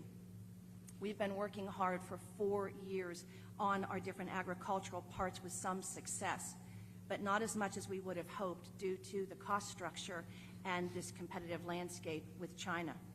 As an example, we worked with a potential customer for prototypes for components that go on high-speed planting machines. We made the prototypes, we put them into the field and tested them, and they tested perfectly. But then the customer came back to us and said that even though our cost structure was in line with the domestic producer, we couldn't come close to the prices that they were getting from China, and so they would continue to purchase offshore. That's why you need tariffs. This is a loss of $500,000 for just that one part, and there are so many different kinds of parts that we have out there. We're currently working on components for several aspects of agricultural, the market including ground prep, seeding, and harvesting. And we've had some success. We're using better grades of carbide. That also costs more. We have instituted robotics and other innovative processes. We have 24/7 customer service and communication with our customers. And we're now a one-stop shop, but we still cannot compete against Chinese government-subsidized businesses. Additionally, the purchasing agents are not incentivized to buy on a value proposition. They're incentivized to buy the cheapest parts out there, and those parts are coming from China. So I believe we really need to do 3 things. One, I think we need to incentivize our machine manufacturers and our farmers to purchase American machines with American-made components. Secondly, I think we need a stronger stance on China. You said it, that it should cost more to purchase components from China, not just more to purchase the materials, which is what we're up against now. And thirdly, we need to do a better job incentivizing those in purchasing to think about the value proposition, longer running machines in the field. That's really what we need to think about. So to end, I believe in the strength of this nation, Mr. President, but I also believe that you and only you are going to be able to bring back our independence Amen. and prosperity. And the last thing that I want to say is... I agree. That's why you need tariffs. This is a perfect example. They undercut you, drive you out of business, and then they're going to put the price at double and triple. It's no different. It's been that way for hundreds of years. That's what they did with oil. Rockefeller would open up a station on every corner, and it'd have you'd have a gas station, then he'd open up 3, and it cut the price so low, and everybody thought, oh, wow, what a great bargain. He'd put the one guy out of business, and then he'd raise the prices to triple and quadruple what it was. That's the old way, and it's no different with China or anybody else. That's why you need tariffs. We level it off, and now people are starting to understand it. Actually, I was watching Howard Lutnick and John Paulson, 2 of the great geniuses of Wall Street, actually 2 of the most successful people on Wall Street, and they're big on tariffs. They're saying Trump was right all along, and I did it. But that's exactly why. They put you right out of business, and then they'll sell the same product, but they'll be double the price of what you are and make a fortune. That's what they want to do, among other things. Can you tell the story of your daughter? Yes, I'm sorry. The last thing I wanted to say is my hardest job is not running 3 businesses. It's actually being a mom to a daughter that is here with me today, Caroline Ray. She's 16 years old. I'm right there. Would you just raise your hand, honey, so that Mr. President can see? She's right there. She is not in school today, and she asked that she could be here and she could see you. I'm doing everything that I can to try to give her the truth every day. And I just wanted to say, and I told you that 8 years ago when you were running, and she was just 8 years old then, every night she would go to bed and I would kneel on the floor next to her bed and we would pray every single night for you. And every night she would speak out to God and she would say, "Dear God, please let Mr. Trump win, please." And the night of the election, of course, she had to go to bed early because she was in school. But at 2 o'clock in the morning, when we finally knew that you had won, I went into her bedroom. I scooped her up out of her sound sleep, and I was literally tears pouring down. And I said, "Baby, Mr. Trump won, baby. He won, he won." And she said, "Thank you, God. Thank you, God." And so she is here with us today, and I just wanted to let you know that we are still praying for you. Thank you very much. Well, it's almost more important today. When you add the border where we have millions of people coming in and from prisons and from mental institutions and terrorists and traffickers, human traffickers, drug traffickers, I believe it's more important today. We had a bad border then, and I fixed it, totally fixed it. In fact, it wasn't even a subject at the next election, but we totally fixed it. And but that border was nothing compared to what's happened now. This border is so bad and so dangerous for our country. I think it's more important today. I think it's going to be the most important election in the history of our country. Thank you very much, and thank you, beautiful daughter. Thank you very much. Very nice story. Thank you. Beth Leeper is a small business owner, former dairy farmer, and current beef and crops farmer from Westmoreland County. I'd like to introduce Beth Leeper. Mr. President, government and elected officials and honored guests, thank you for coming to Western PA again today to hear our concerns and address solutions. My name is Beth Leeper, and to play opposite of Nick, I married the farmer's son, who is here today with my 2 sons, Levi and Owen.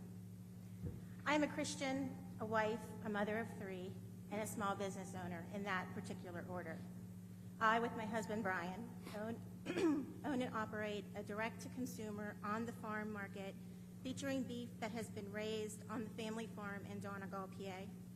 We procure lamb, chicken, and pork from other small farms in Pennsylvania like ours, and all the animals are harvested through local processors to our specifications.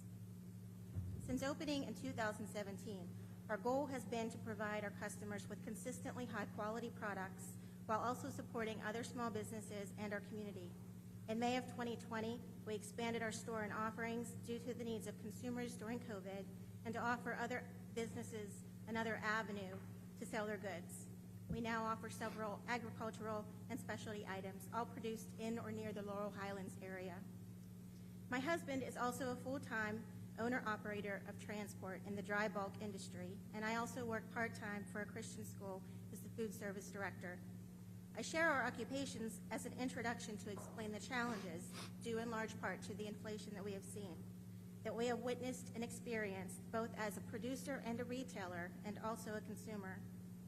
As a truck driver, my husband normally fills his truck 2 to 3 times a week with diesel.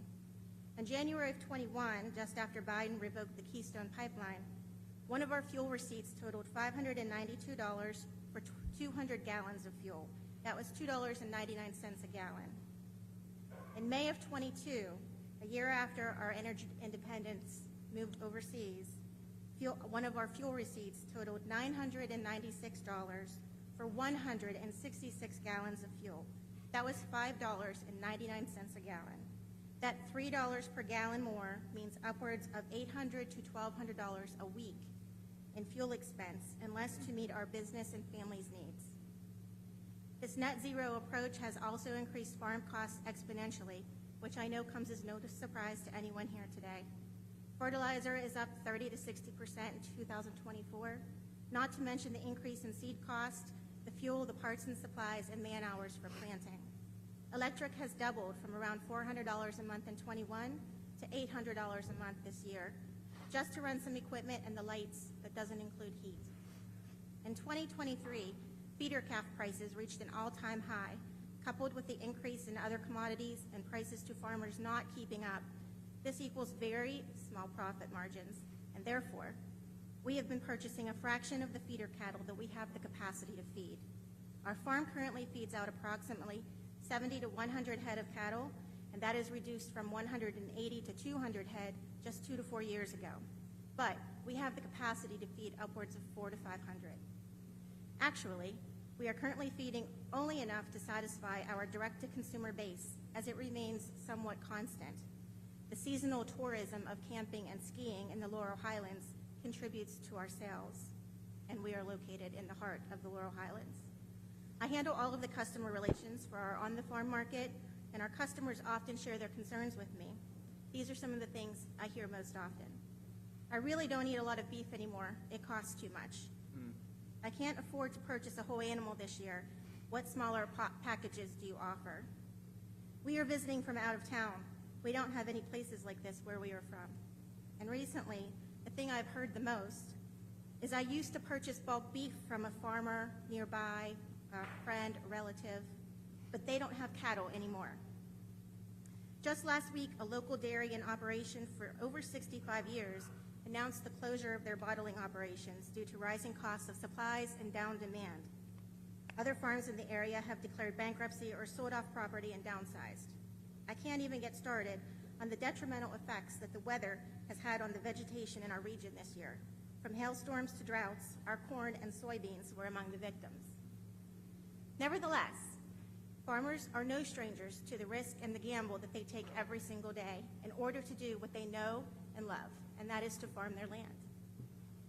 And as always, this too shall pass, hopefully soon. Jeremiah 29:11 tells us, "For I know the plans I have for you, plans to prosper you and not harm you, plans to give you hope and a future." I'm not an economist, and to be honest, foreign policy is not in my wheelhouse. But this roundtable event is to address on how to protect our farms and food from China. It seems like basic, conservative common sense to me. Do what it takes to keep our farms producing, our markets selling, and our customers buying. Thank you for your time. Thank you. Thank you. Thank you, Beth. Dave McCormick, known national security expert, a fellow former veteran of the 82nd Airborne Division, and hopefully our next senator here from Pennsylvania, Dave McCormick. Thank you. Thanks, Lee. And Mr. President, thank you for being here. And, you know, a lot of bad things have happened over the last 3.5 years, but there's two particularly relevant to this audience. One is, as Lee said, China now has the upper hand. China is our adversary, smells weakness in all of its relationships with the United States because of the weak policies of Harris, Biden, and Bob Casey, who's been a 98% vote. Right. The second bad thing that's happening is our family farms, as you're hearing, our farms across Pennsylvania are struggling. Agriculture is the biggest industry in Pennsylvania. We have 52,000 farms. And under the Biden-Harris-Casey administration, it's been a disaster. Everywhere I go, I hear the skyrocketing prices, the price of inflation. I hear the burden of regulation. I hear the implications of the war on fossil fuels and what it's done to our farmers. And so when you're back in the White House and we have a majority in the Senate to support your agenda, and I've heard you talk about this, I think the people in this room can have a lot of confidence in fair reciprocal trade. Under your leadership, we had that. We've lost that. We'll get that again. Under your leadership, we can make sure we reduce our dependence on China for semiconductors, for pharmaceuticals. We got to have food security, and the people in this room are the providers of food security, not just for Pennsylvania, but for America. You know, we got to stop this buying of farmland. It's going up dramatically. It hasn't hit Pennsylvania much yet, but nationally it's growing dramatically. It'll come to Pennsylvania too. I know you're going to stop that. And then finally, I'm so glad you said it, energy. I mean, the reason many of these family farms are still operating is because of the energy revolution, the royalties that come from the wells on their properties, the incomes coming from energy workers. So this is a very simple choice for the people in this room and the farmers across Pennsylvania. It's a choice between strength and weakness. It's a choice between common sense policies that get our economy back on track, create a balance in our relationship with China, get the upper hand again, and unlock our energy versus a radical liberal agenda under Harris and Casey, which will take our country further in the wrong direction. I think I can say with a lot of confidence, Mr. President, the Pennsylvania farmers, the agriculture community here has your back. Thank you. I think they do. Thank you. And you're right, David. Bob Casey, and I've been there for a long time, actually, 4 years, but a long time. He has done nothing for the farmer. He has not been there. He's 100% with the Biden vote, I guess just about 100% of the time. Bob Casey is not the right one. This gentleman right here, he's tough, he's smart, and he loves the farmer, and we're going to turn it around. But Bob Casey cannot help us. He has never done it. Not good for the farmer. So I think you probably learned that the hard way. Thank you very much, Dan. Thank you, sir. Darrell Becker is the Fayette County Farm Bureau president. This time I'd like to introduce Darrell Becker. Thank you. As Mr. Zeldin said, my name is Darrell Becker. I'm a 30-year Fayette County farmer who operates a beef, sheep, and hog farm with my wife, 2 adult children, and my son-in-law. And we have an intergenerational family. I have 3 of my grandkids live with me. It's wonderful. I also serve as president of the Fayette County Farm Bureau for the last 6 years, and I'm also the chairman of the Land Preservation Board for the last 6 years. And I was going to talk about land preservation, but I got beat up by my local members who tell me that I need to talk about soybeans. So I will tell you that we all know that China has no desire to buy products from us. We know that from what happened in your last administration, where they didn't even want to deal with fair trade. They're working on being less dependent on U.S. goods, and likewise, we need to be less dependent on them. This is incredible. Last week, news came out from California's All Resources Board, CARB, a governing body in charge of the state's air quality rules, who wants to mandate a limit on the amount of biodiesel fuel produced from soybean and canola oil. Under the proposal, beginning in 2028, they would only be eligible for low-carbon fuel standards who use canola and things, will only be able to get 20% of the credits of their annual production. Those replacing American grain production used for oil would be assigned a higher carbon intensity score, thus reducing the interest in U.S. bean products. Meanwhile, the USDA has just reported that renewable diesel fuel imports surged 30% higher last year in the first 5 months of this year, so that they could take advantage of these federal and state tax credits. In addition, imports of used cooking oil from China are flowing into the U.S. like never before to capture these biofuel tax credits. Farm Bureau and other biofuel advocates are pressing regulators to close the loophole so that only domestic producers are eligible for these tax credits. Because of this change, estimates project that American farmers in California alone would lose 200,000 acres of production. This is diametrically opposed to what American agriculture is all about. We know China's not our friend. Figures, that's why I got to read. I can't remember all these things. 2024 corn receipts are down 20%. Soybean receipts are down 14%. Wheat receipts are down 12%. Government payments to make up the shortfall are not due until October 2025. Expenses for 2025 may expect to decline 1%, but last year in 2009, China bought 49% of our exported soybeans. Now it's 31%. 70% of our bean crop goes to animal feed. Bean exports in 2023 were $34.4 billion. In 2024, they're estimated to be $27 billion. China owns 384,000 acres of our farmland. That's up 30% in the last 5 years. And guess what? The American government can't buy farmland in China. They don't allow us. That's right. Can you imagine that? At present, the U.S. has a huge supply of soybeans sitting at a multi-year low price, sometimes being sold below production cost. Farmers are using reserve funds to buy and produce soybeans now. There's no cash flow available to them due to the low price. You know this is unsustainable. So soybean farmers definitely need our help. Sustainable aviation fuel also uses soy, canola, and other seed crops from American farmer, and this is also under attack. We are putting ourselves at extreme risk in the supply chain, knowing that a huge amount of the herbicide 2,4-D and many repair parts for agricultural use are imported from China. How much risk can we absorb and rely on a country that is trying to replace us? We need to build domestic demand. Our government needs to invest in American agriculture. American farmers want a free market that can sustain the industry. They don't want handouts, and they don't want loans. They want to be able to produce their farms. They're all hard. This is the backbone of America. The current administration has shown that they are not friendly to American agriculture. Every producer that I spoke to for this presentation resonated the same message. We cannot survive another 4 years.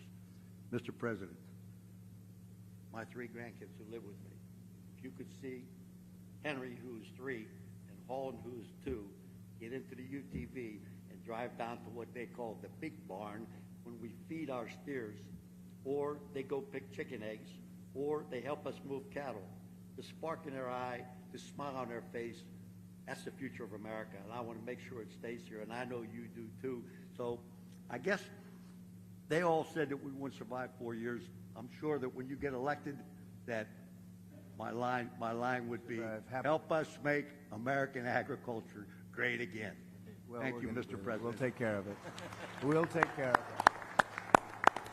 It's not very difficult to do. We're just being ripped off by other countries, and not only China, by the way, but we're being ripped off at levels that nobody's ever seen before. And this administration has allowed it to happen because you were making probably the best you've ever done 4 years ago, 5 years ago. You were doing better. All farmers were. They were doing better than they ever did. And now they're doing very better. I mean, I hear more complaints from farmers than almost anybody, and that's the backbone of this country. So they'll be Can I very add one happy more- for a long time to come, okay? Can I add one more thing and say Yes. to you that we've seen the decline of the mom and pop stores.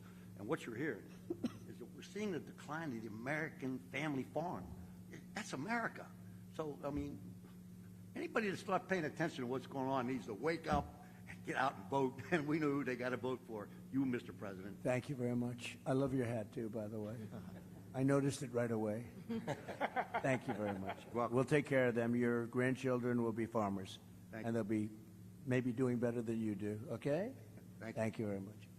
Before we introduce our final speaker, Kevin Sweeney, just want to say thank you to my former colleague, Chairman G.T. Thompson, the chair of the House Committee on Agriculture.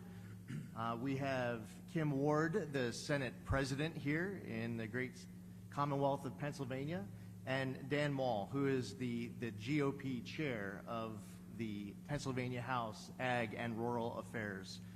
At this time, we're going to introduce our final speaker, Kevin Sweeney, who's a cattle farmer from Washington County. Kevin? Thank you. Mr. President, I want to thank you for your personal sacrifice for us and your family. Thank you. I'm 71 years old. I'm a new farmer. I've owned my property since 1988. I'm a retired physical therapist, and I have 4 kids and 4 grandkids, and my goal is to develop this farm and make it a legacy farm like some of the people around the table are now talking. I raise beef and sell hay. That's all I can do. My soil is type 7 soil. The USDA has a soil map of the entire country. That soil is only good for raising grass and beef, and maybe grow some trees for timber. But I'm trying to expand it each year. I have a customer base that's getting bigger each year, and I've been full-time retired since 2019, and that's what I do. The issue that I want to talk about today in regard to China is solar panels. I'm being approached, and other farmers are being approached. The current offer is $3,000 a month per acre per year for the next 30 years. That's a lot of money. Who's subsidizing that? Is our government behind these people that are offering us this money? Where's that coming from? Well, they are. I mean, that's a lot of money. That's right. They are, and they're allowing China to come in and just dominate the industry. That's right. They're sending panels over. Many of them very defective, very bad panels, but they're sending them over, and they are really putting a lot of people out of work. But that's amazing. An issue. That's a form of subsidy. Most of the small farms that are around me, I'm very close to Enlow Fork Bailey Mine Complex. It's one of the there's top 10 underground coal mines in the country, and they're in that group. They mine a lot of coal. All that coal goes down the railroad, into the rivers, and goes to China. Okay, and it's unfortunate. These companies I'm surrounded by have bought up a lot of the small farms that I was fortunate enough to buy in 1988. They were beef farms. They were the same type of farmers as mine, but They own all these. They own all this property. Okay, my concern is, what if one of these foreign entities come in, and even though they don't own the land, they buy that company and indirectly have control of the lease or that land and are able to use it for whatever reason. My other concern is the federal government. What if, for public use, they come in and say that they want to take my farm and put solar panels on it? What guarantee do any of us have that the government, Big Brother, won't come in and do that to us? We need to know about that. That concerns me. In the news right now is the sale of U.S. Steel to Japan. Okay, and I just happened to be researching it. I didn't realize that U.S. Steel has a land division, huge land division. They have vast holdings in this country. So when when Japan buys U.S. Steel, they're buying a lot of land with it. Will they have the ability to put solar panels on it or use it for another purpose? We don't know. It concerns me.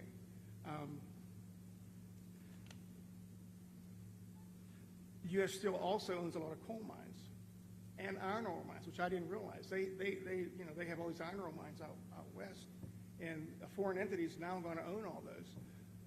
And I've said this for a long time. I'm from the Mon Valley, and when I grew up, there were steel mills everywhere. Everybody in my family worked for steel mills. There's none left.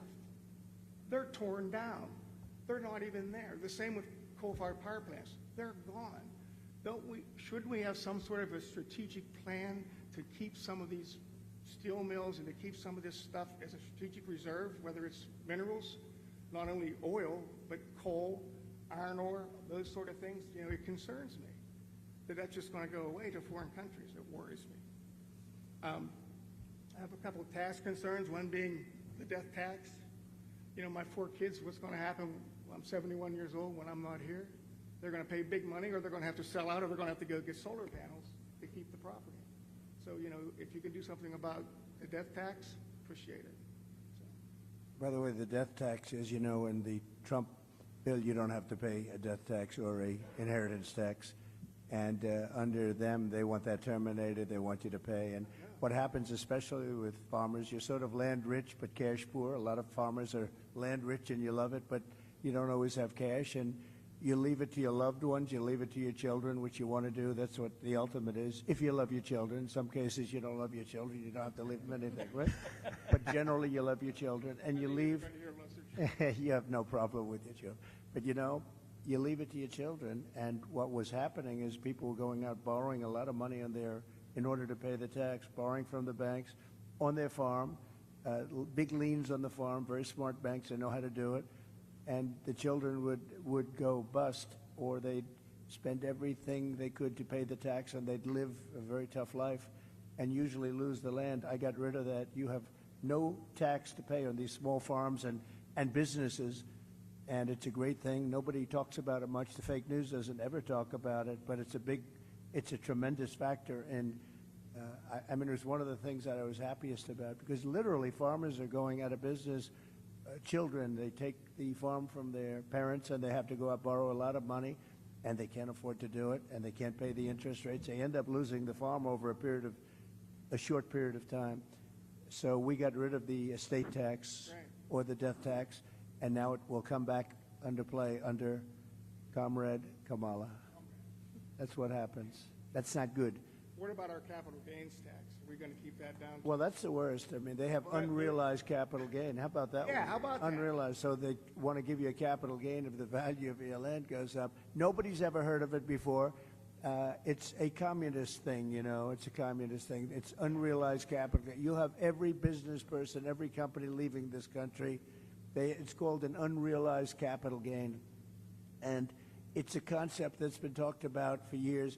I don't know if any country has even done it, but she wants to do it here. And, come to think of it, now that I'm with farmers, it'll affect farmers probably worse than anybody. We have all the minerals under us, which we own, and they're going to put a value on those, and even though we haven't taken them out, Who's going to make a lot of money? them? Appraisers, lawyers, and accountants. Well, I have 2 accountants, 2 sons, 2 of my sons are accountants. So They'll be very happy. It's crazy. I have some expenses regarding fuel, okay? And I had the opportunity to call up my fuel provider last Thursday when I found out I was going to be here. And I'll just give you a couple of numbers. Use a fair amount of off-road diesel. Off-road diesels come down in price surprisingly in an election year. Right now, 2024, I can buy off-road diesel for $2.95 a gallon. Okay. In 2020, $1.86. Regular diesel, I use for my truck. It has a road tax and stuff on it. It's around $4.50 a gallon now. Back in 2020, it was around $2.80. Non-ethanol gasoline, ethanol gasoline, as much as we want to have ethanol, it's not good for small equipment, chainsaws and all the small equipment. It eats up the carburetors. It's really not a good thing to have in small equipment. So I use non-ethanol gas. Right now, it's $4 a gallon. 2020, it was around $3.15.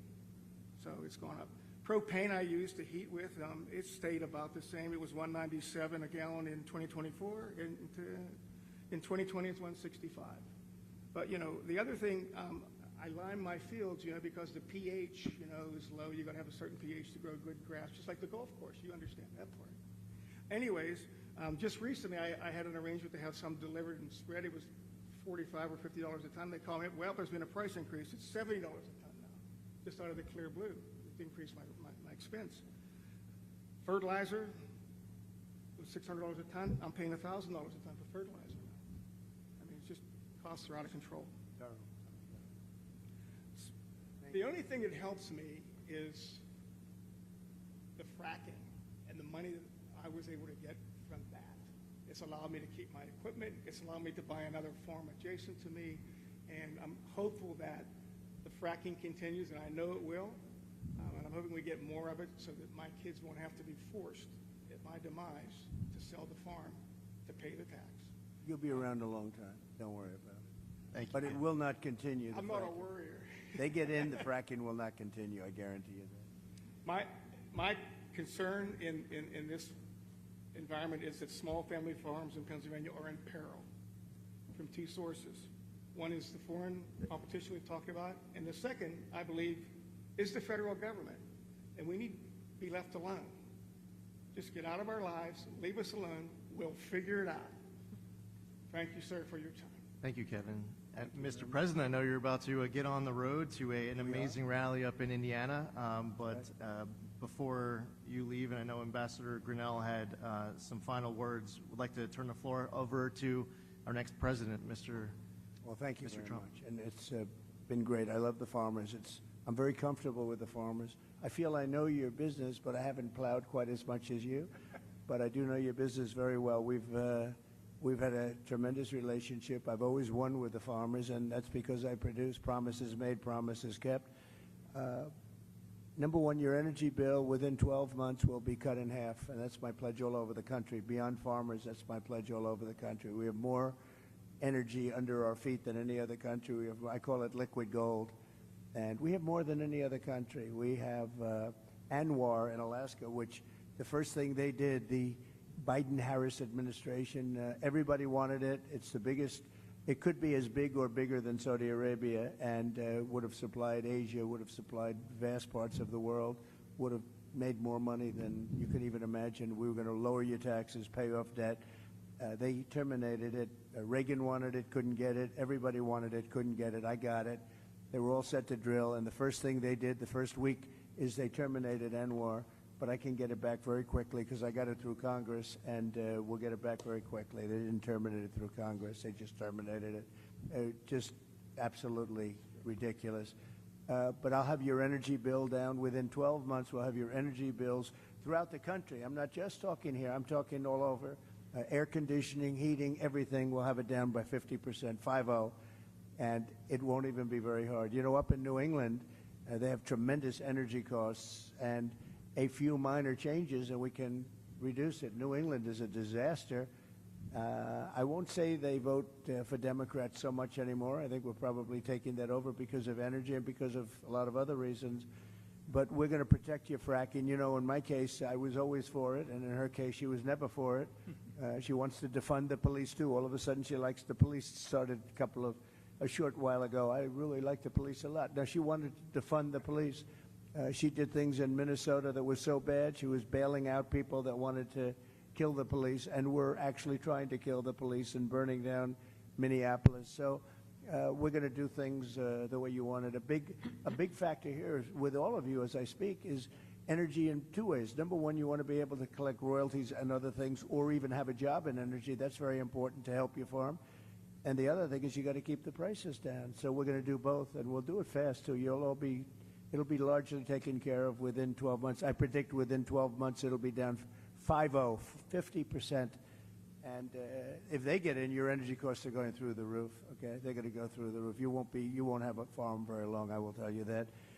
I just noticed behind me John Deere tractors. I know a lot about John Deere. I love the company, but as you know, they've announced a few days ago that they're going to move a lot of their manufacturing business to Mexico. I'm just notifying John Deere right now. If you do that, we're putting a 200% tariff on everything that you want to sell into the United States, so that if I win, John Deere is going to be paying a 200%. They haven't started it yet. Maybe they haven't even made the final decision yet, but I think they have. John Deere is going to, and anybody else that does this, because it's hurting our farmers, it's hurting our manufacturing. And if you do that, you're going to have a 200% tariff put on the product that you make in Mexico, right across the border. They think they're going to make product cheaper in Mexico and then sell it in for the same prices they did before, make a lot of money by getting rid of our labor and our jobs, and really a great name, because John Deere's a great name. I buy a lot of John Deere, tremendous. I'm one of their big customers. I buy a lot of John Deere product as a private person. But if they're going to do that, we're going to put a 200% tariff on everything that they want to send back into the United States, which means one of two things. Our country's going to make a lot of money, or they're not going to build, they're not going to open, and or they're going to sell it to another country. They're entitled to do that. If they want to build in the country, in the United States, there's no tariff. You can go ahead and you can build in any one of the 50 states. You can go ahead. But if they don't want to do that, we're going to put a 200% tariff on John Deere. And you know what's going to happen? They're going to announce very shortly, if they think I'm going to win, or if I do win, they're going to announce that they're not going to build in Mexico. Mexico's taken a tremendous amount of our business, especially over the last few years with this group, because this group doesn't know what the hell they're doing. They have no idea what they're doing. Mexico is taking a lot of business, and a lot of it's done and financed by China. China is building massive car plants now in Mexico, and it's the same thing they're building. And a friend of mine builds car plants, and he said the biggest ones in the world are being built in Mexico. They're going to put Detroit out of business. They're going to put car manufacturing out of business in the United States. And I'm just telling everybody involved in this stuff, we're not going to rip off the United States anymore. We're going to put big tariffs on those cars that are coming in here at 100 to 200%, and they're no longer going to be competitive. So you better stay in Michigan, and you better stay in the areas that you're in right now. And what I really want you to do is come in and build your plants in this country and put our auto workers to work, because we've lost about 60% of our auto working business over the years. And we're going to get it all back, every one of them. We're going to get it all back, and we're going to get it back quickly. And we can control that so easily.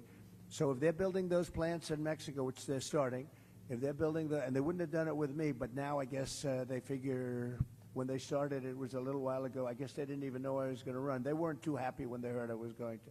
But they're going to have to pay a tremendous tariff, which means two things. They're not going to build the plant. If it's not too late, they're not going to build the plant. This country is going to make a lot of money. Or they're going to build the plant, but they're going to build it in the United States somewhere, and ideally a place like Michigan or South Carolina, where we have a lot of auto business. But we're not going to let that happen. But John Deere has got to understand that if they build in Mexico, if they start closing plants, in this case it was in Iowa, they're going to close a big plant, and a couple of them. And that's just the beginning. The problem is that's just the beginning. Then all of a sudden you'll hear in a year from now they're going to do another one. All of a sudden they're not going to be in the country anymore. They're going to have to pay a very big price to be able to sell that product into the United States, okay? So that's very important. And I just have to say this. So Dave McCormick is here. He's running for the Senate. He's a great gentleman. He's a hero, great warrior. And he's a real warrior, too. Served incredibly in the military, so highly respected, did great in the military, went out, did tremendously in the private sector. And he's running against Bob Casey. Bob Casey never did anything for you. He never did anything for Pennsylvania. I was president for 4 years. I don't even know if I ever met him. I mean, I've met everybody. I don't know if I met him. Maybe I did, but it certainly didn't make a hell of an impression on me. But Bob Casey has done nothing for you as farmers. Well, look at the problems you have. As soon as I left, you have problems. You didn't have problems when I was running things because we ran it and we watched over the farmers. It was very important to me. But Bob Casey has done nothing for the farmers, and he's done nothing for the state. He's got long-term legacy. He inherited the job sort of from his father. And, you know, when that happens, I was telling David, not easy to, there are other cases like that too, never easy to beat, but they're living only on a past reputation of somebody else, in this case, a father. He's done nothing for the state, and I didn't come here for David, but I have a lot of respect for him. And if I only do David, I tell you what, you have to get him. He's an incredible guy. He's going to make your farmers, he's going to help me make the farmers rich. We'll make the farmers rich again. And I appreciate everybody. I appreciate very much everybody. Just hang in there, and I know it's not been pleasant. But the first thing I do is I tell China, you got to start buying. China is not buying like they're supposed to under the agreement. And I'd say, China, you have to start buying. I'd like to, if I can, Lee, I'd like to have a few questions, if you want, from the media in the back. A lot of media here. Yes, ma'am.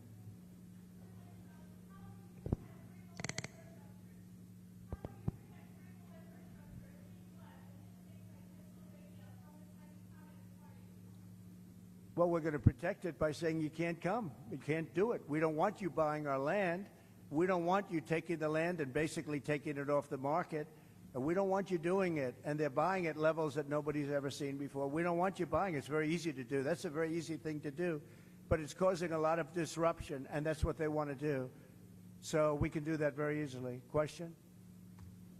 Yeah, please. Yes, yes, sir.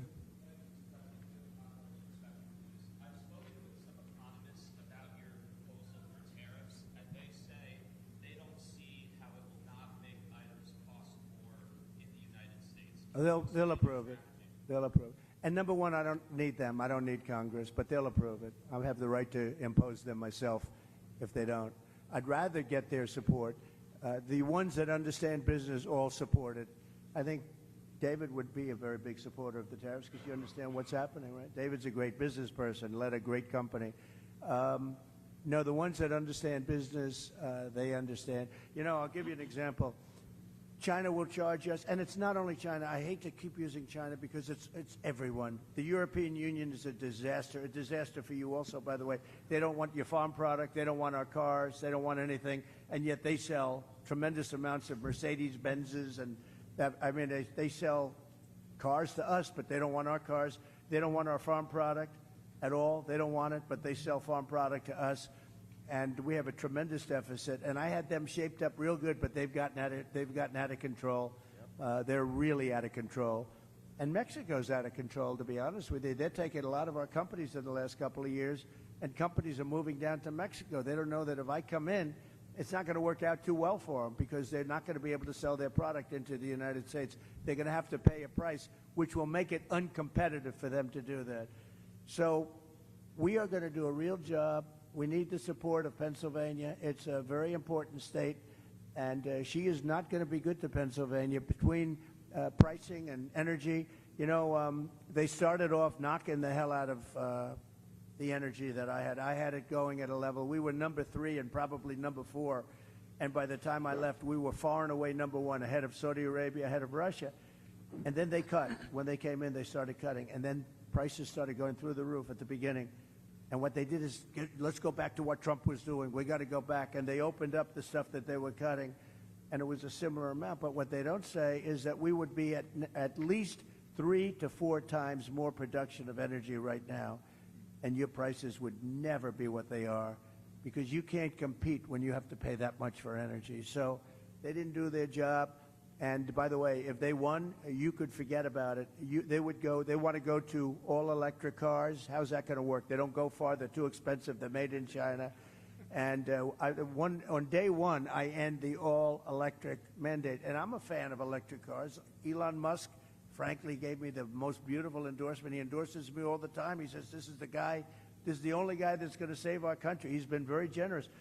And I think he makes an unbelievable product. But you have to be able to also sell gasoline-powered cars. You know, we have gasoline, and they want to use something that we don't have, but China has, because for the batteries and everything, China has and controls that market. But the problem is they don't go far, and they have other problems, like if it's cold, you get a little bit cold up here, they don't work too well in the cold. There are a lot of problems, and a lot of assets too. And he's going to do great. His car is fantastic, but you have to be able to have other types, like hybrids. Hybrids are, good. It's a good thing. You have to be able to do that. So I'm going to end that mandate. Can you imagine? They want to almost immediately go to all electric. And we don't have enough electric to take care of ourselves. You go to California, they have blackouts and brownouts every single day.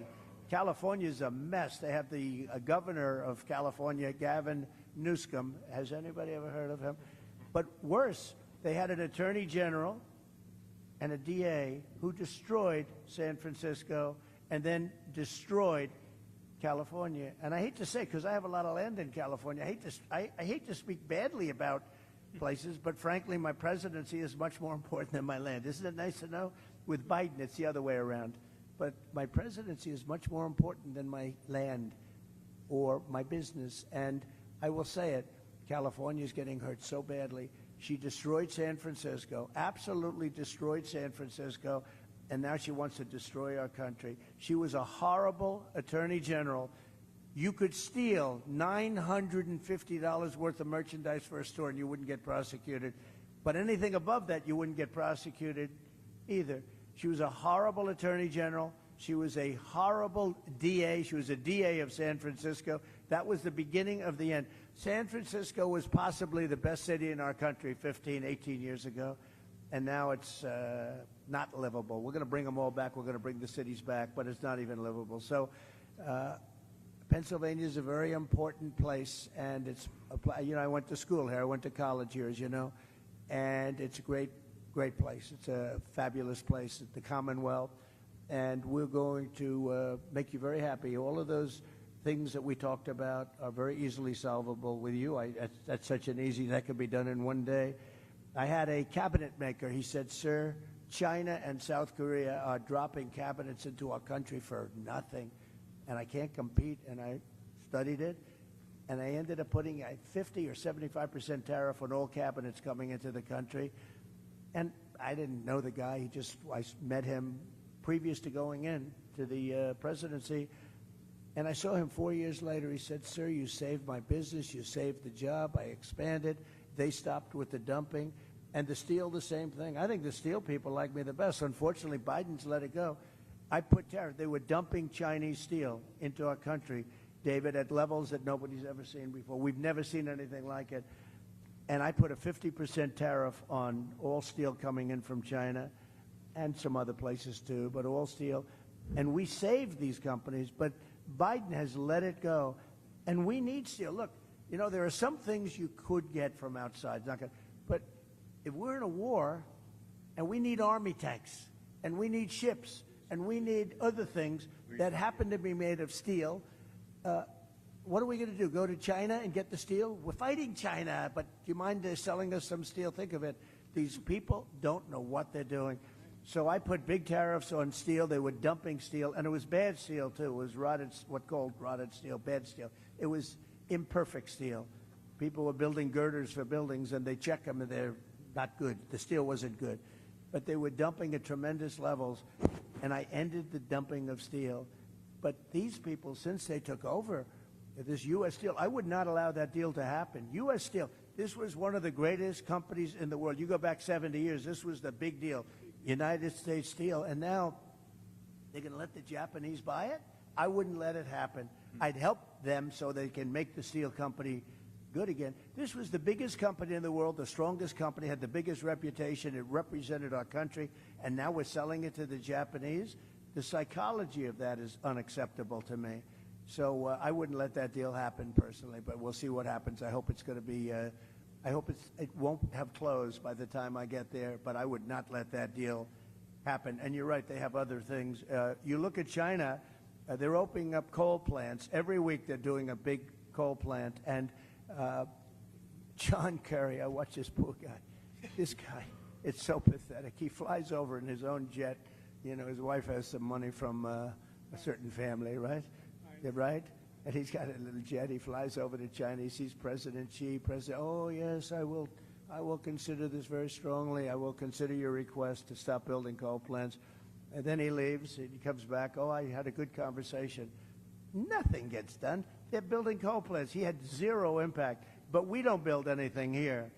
And what people don't understand is all that pollution in China, all the pollution everywhere in the world, much of it flies right over the United States, takes 3.5 days, comes in from China, and it's sometimes bad, and it flies right over the United States. So what are we going to do about that? But nobody ever discusses that. They don't want to talk about that. So we'll be nice and clean. Same thing with the oceans. You take a look, the Pacific, it flies in from, they dump it right in the ocean, and in about a week and a half, it's in, welcome to Los Angeles, California, and we're lifting it out of the ocean all day long. We have, it's a massive, big business. We're taking their garbage out of the ocean because it floats right to our West Coast, and other countries too. So it sounds bleak, but we'll get it all straightened out, and we'll get it straightened out fast. And I just want to thank Lee, and I want to thank everybody here. I'll tell you, Rick Grinnell has been amazing with me from just about the beginning. You know, he was the ambassador to Germany, and there was no happier woman in the world than Angela Merkel when I announced that I was taking Rick back to Washington and giving him an even higher position. This was the happiest woman in the world when she heard he was leaving Germany. And actually, in a certain way, she liked him, but in another way, he was sort of brutal because he understood what Germany was doing to the United States, one of the many countries that took advantage of the United States, and he got it. So I want to thank you, and you did a great job, and we appreciate it, and hopefully you'll be able to do a great job again. Thank you very much, Rick, and thank you, Lee. Thank you, Mr. President, on behalf of Protecting American Initiative, thank you for being here, but thank you most importantly for seeing the threats to America, both militarily and economic. And we appreciate that. Thank you very much, everybody. Thank you very much. And Mr. Congressman, thank you very much. Great job you're doing. A warrior. Thank you very much. Thank you, everybody, very much. Could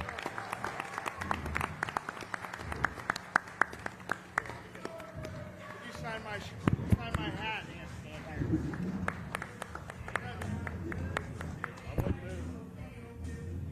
Thank you, everybody.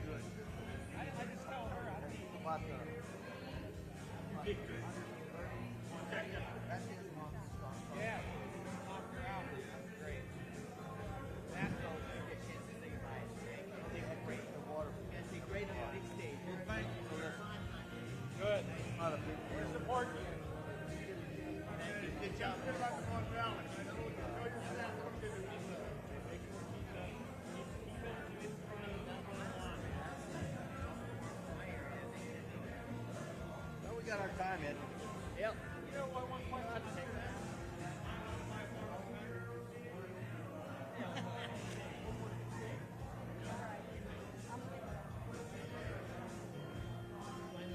Oh, yeah.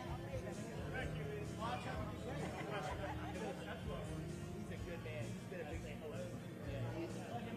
I will. I'll come to you. He's going to come over here, do you think? Yeah, I think My son will kick my ass when I get this down. I don't have my T-shirt. I think we all did.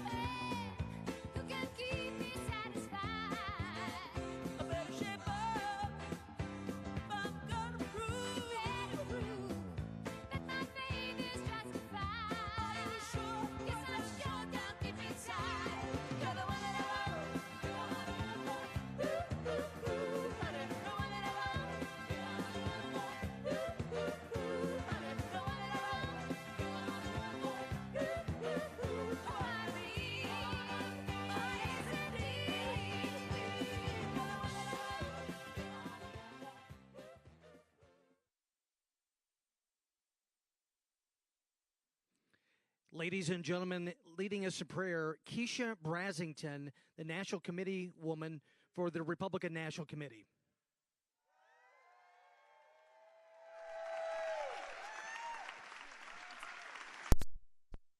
Carolina, where my daddy always said that family together. Let's pray. Lord, today we come to you with hearts full of gratitude and thankfulness. We live in the land of the free, the land of liberty. Today, we pray for real freedom for our nation's people. We pray for friends and neighbors who are suffering under record inflation, seniors concerned with retirement and their future, and for young people burdened with housing costs and families who cannot afford childcare or even to start a family. We pray for the everyday hardworking American. Lord, your word promises that where the Spirit of the Lord is, there is freedom, and that if in all our ways we acknowledge you, that you will direct our path. We also know that real freedom is the absence of fear. With you, we have no fear. With you, we walk forward together to stand for our country, our children, our neighbors, and to stand strong for freedom. For with you, all things are possible. And that when we have the trust in the Lord, and we trust with all our heart, and lean not on our own understanding, that we will be victorious over fear, and therefore we will be free. In the words of Martin Luther King Jr., from every mountainside let freedom ring. In your holy name we pray. Amen.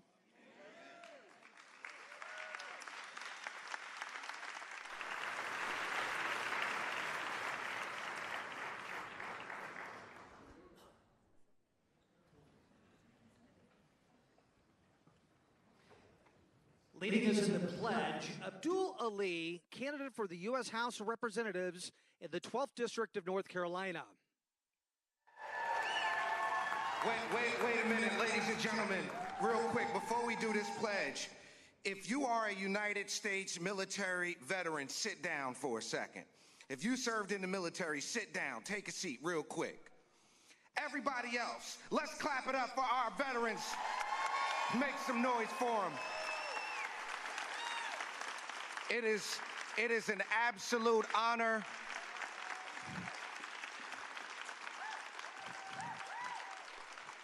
Thank you for your service, ladies and gentlemen.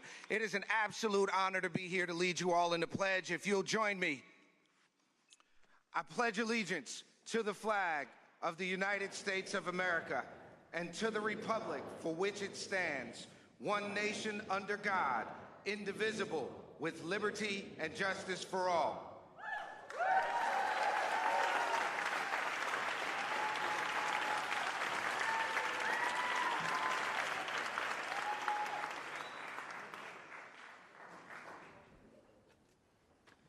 Ladies and gentlemen, please rise as Amy Stewart sings our national anthem.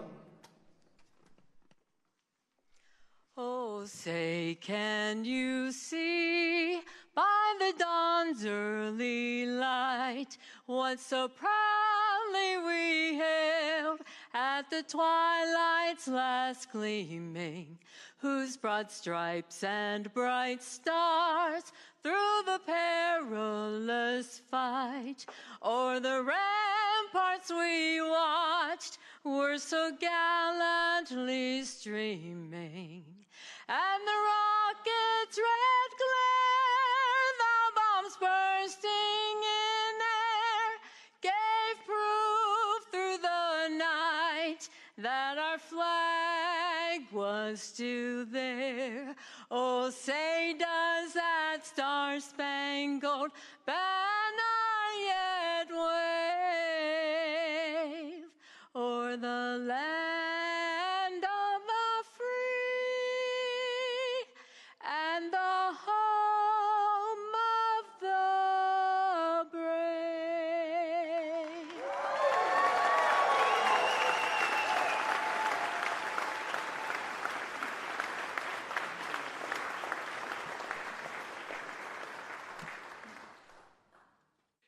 Ladies and gentlemen, please welcome Luke Farley, Republican candidate for North Carolina Labor Commissioner.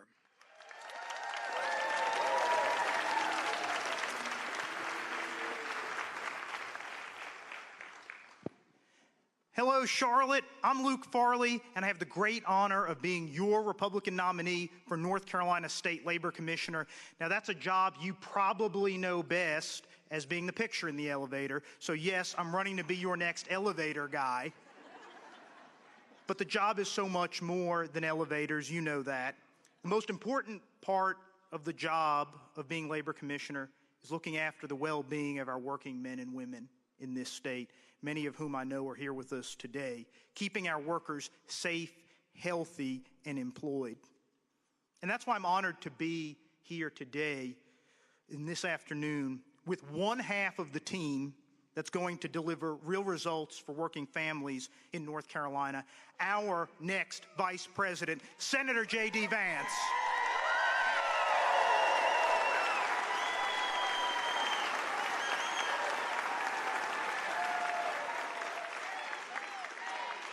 J.D., J.D., J.D., J.D., J.D., J.D., J.D. Now, there's one question that's getting asked a lot these days, and you know what it is. No, you're not. No, you're not. Are you better off now than you were 4 years ago? I'm not going to ask you that question today, though, because I already know the answer. Nobody is better off than they were 4 years ago.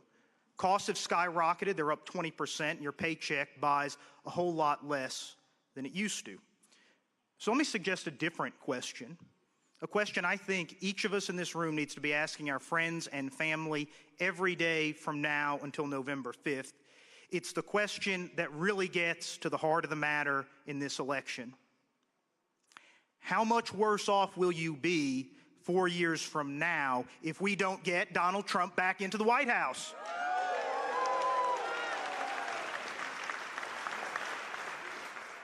Working families cannot endure 4 more years of what they've had for the last 3.5 years.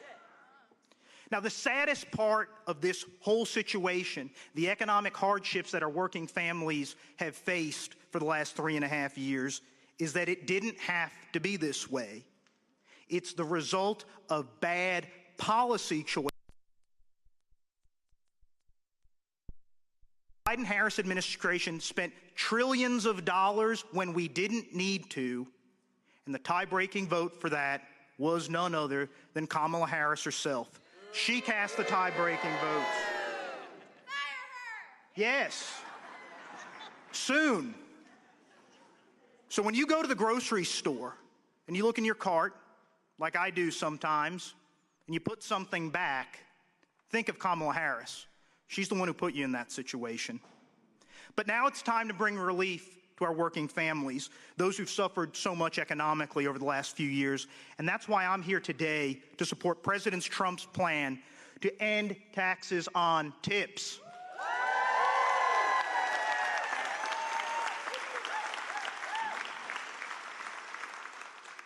People in North Carolina who earn a living on tips are some of the hardest working people we have in this state. They deserve a fair shake. These are the folks who serve our meals when we go out to dinner, who cut our hair, who drive our Ubers. These are the people who make a living on tips, and these are the people who are going to be helped by President Trump. They deserve a chance to get ahead too, and under J.D. Vance and President Trump, they will. So thank you again for having me here today. I'm Luke Farley. Don't forget to vote Luke for Labor on November 5th when you vote for President Trump. And let's make America affordable again. God bless.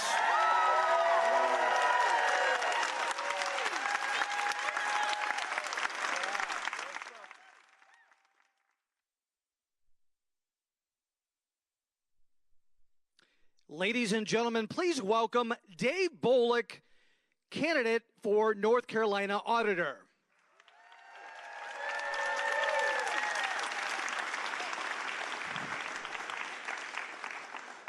Good afternoon, Charlotte and North Carolina. I am Dave Bullock, and I'm proud to be your Republican nominee for North Carolina Auditor. I stand before you proudly endorsed for that job by President Donald J. Trump. Every day, though, I'm asked, why in the world am I running to be the state auditor, right? I guess it's like my slogan on my new palm card says, I'm reasonable, I'm qualified, but I'm a little bit nerdy. I've got experience as a prosecutor, a businessman, and as a leader making decisions in the face of liberal opposition. And the auditor is, of course, a down-ballot statewide race, an important office with a serious mission to hold government accountable for spending your tax dollars. We need, quite frankly, a conservative to count the money. Yes? More than that, the auditor checks government for economy and efficiency, and I think we can all agree that government can be a little more efficient, right? And if the auditor is responsible for making things more efficient, I can't think anywhere better to start than with the DMV. We're going to audit the DMV top to bottom, and we're going to turn that agency around to make it work for you. Our team will make government more effective, more responsive, and more accountable, and the state auditor is a vital cog in our state's economy. I'm here today because this election is vital to the continued success of our nation and our state. Ultimately, the leadership of our nation and our state directly affects our national and state economy. We cannot trust a Harris-Walz administration to be in charge of the economy of the greatest country on the planet. We can trust Donald Trump and J.D. Vance. We can trust President Trump and Senator Vance to bring down inflation. We can trust them to establish fair and successful tax policies like no tax on tips that will benefit all hardworking Americans. And we can trust Donald Trump and J.D. Vance to make the tough economic policy decisions while keeping America strong and protecting our southern border.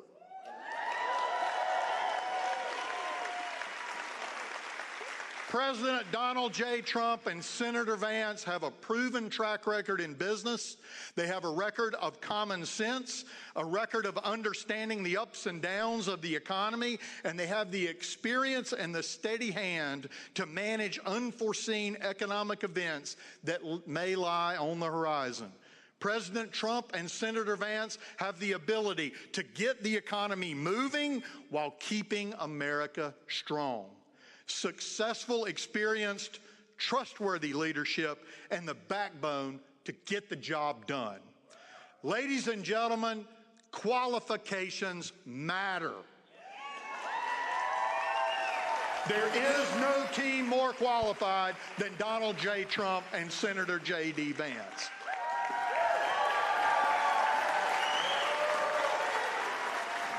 But folks, let's be honest. We can't govern if we don't win. So I encourage you to tell folks everywhere that you've got to go vote for President Trump, and you've got to finish the ballot from top to bottom for conservatives in North Carolina. And wrap that ballot up by voting for the constitutional amendment in North Carolina to preserve citizen-only voting. We have to pass that amendment.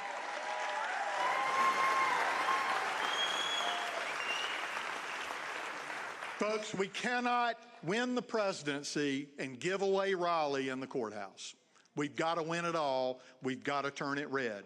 Again, I stand here as the Republican nominee, the most qualified person in that race to keep state spending in check as your next state auditor. Likewise, it is clear that Donald J. Trump and Senator J.D. Vance are clearly the most qualified folks to get the job done, and we must help them to be the next president and vice president of the United States of America. I'm Dave Bullock, your candidate for state auditor, auditordave.com. Let's go make it happen in November. Thank you.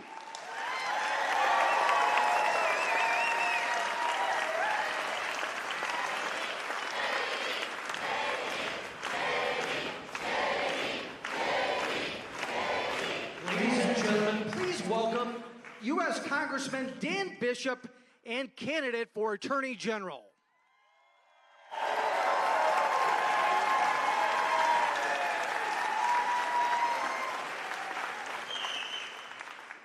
I'm Congressman Dan Bishop. Thank you. Love you too. I'm your nominee to become the first Republican Attorney General for North Carolina since Zeb Walzer in 1896.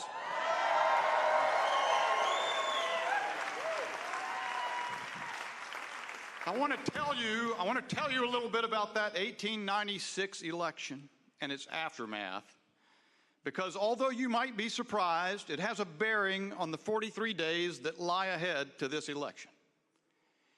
In that 1896 campaign in which Zeb Walzer was elected AG, a coalition of Republicans and populists, whites and blacks, united to defeat the segregationist Democrat Party and elected not just a Republican governor and attorney general, but a reform-minded North Carolina legislature committed on returning power to the people.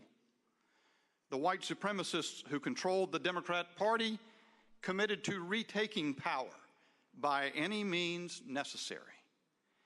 In 1898, they fought back with a crusade of intimidation, voter suppression, election fraud, assault, and even murder, targeting the governing coalition.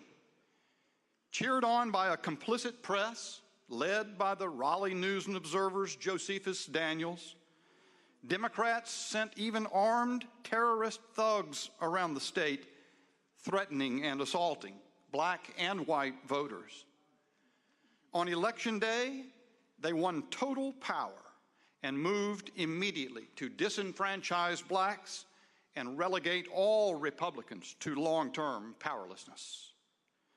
Just 2 days later, in Wilmington, Democrats rolled a Gatling gun into downtown, burned the city's thriving black newspaper, murdered an unknown number of black and white Republican political leaders, and violently overthrew the city's Republican government.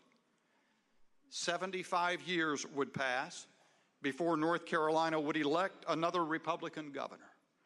112 years before Republicans would again control the General Assembly. And now, 126 years later, the safety and well-being of all our students and staff remain our top priority. We will continue working diligently with law enforcement to address this situation and prevent future incidents. Thank you for your understanding and cooperation at this time. Questions? I know you said you couldn't, identify the age or grade level of the student, but were they enrolled at Santa Teresa Elementary School? Yes. Yes. Are you making any changes to the reporting system at Santa Teresa? Like the same way that you did with the... Yeah, a good question. At Chaparral, we felt like those were the Stop It app threats that were being made. This one was a social media threat. So right now we're not. We're not doing that at this point now. So we saw a parent came forward during last week's GISD school board meeting and proposed that the district use funds for metal detectors and additional security. The funds were originally meant for SROs. Is this an option the district is considering, or why are we not? We're open to working with our community in any way, shape, or form to help help ensure our schools are safe.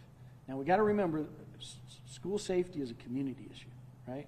And so I'll be meeting with those parents tomorrow evening in Chaparral, to discuss and brainstorm ideas of what we can do to ensure we have safe schools. I want to ask, what led you guys to take action on this particular circumstance and take action against the student? This is the first situation we've been able to identify the student, and that really is the work of Sunland Park Police Department. Are you planning on working now consistently with law enforcement to identify these threats? Are you going to start consistently working with them? Like directly, I'm saying. I guess what I would say to that is I'm always going to work with law enforcement on threats of that nature. Now, the way this came in was, again, a social media post that allowed them to take quick action and identify the individual responsible. So I'm always going to work with law enforcement. They have to be partners in this with us. So is there any charges that are going to be concerned for the parent involved with the student as well? You know, I really can't answer that. New Mexico, that's going to have to be a law enforcement piece. That's something that I couldn't answer. I will say that I think that's something our state should consider is holding parents accountable for students' online behavior. I think that's a really important piece that could probably stop a lot of this that's going on. You know, you guys have had threats in the last few weeks. LCPS had 3 alone last week. What do you think leads to spikes in these types of threats? I think it's hard to say, but as you investigate each of the 15 we have dealt with, they're unsubstantiated. So there's not a plan. There's not anything that leads us to believe they're credible. And unfortunately, it's abuse of what I see as abuse of the system that then puts us all in jeopardy of maintaining something that looks like a good quality education. Have you seen any impact to attendance since the beginning? Absolutely. Absolutely. And that's what I fear the most is well, the message I want our parents to hear is that our schools are safe, and please send your child to school.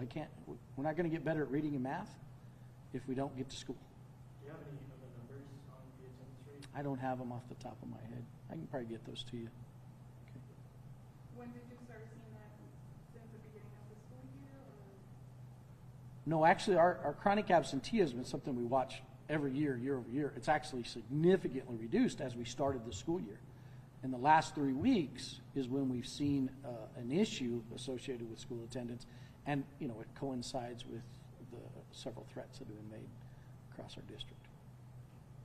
I'm sorry, I wasn't there to make you just describe what happened. Can I get that to her? Or? Yeah, we're recording this. I'll tell you what, we recorded this, so we'll get you a copy. So will you guys clarify if you allowed to share the info about which site the students share the thread to on social media or anything like that? Was it on Instagram or anything like that?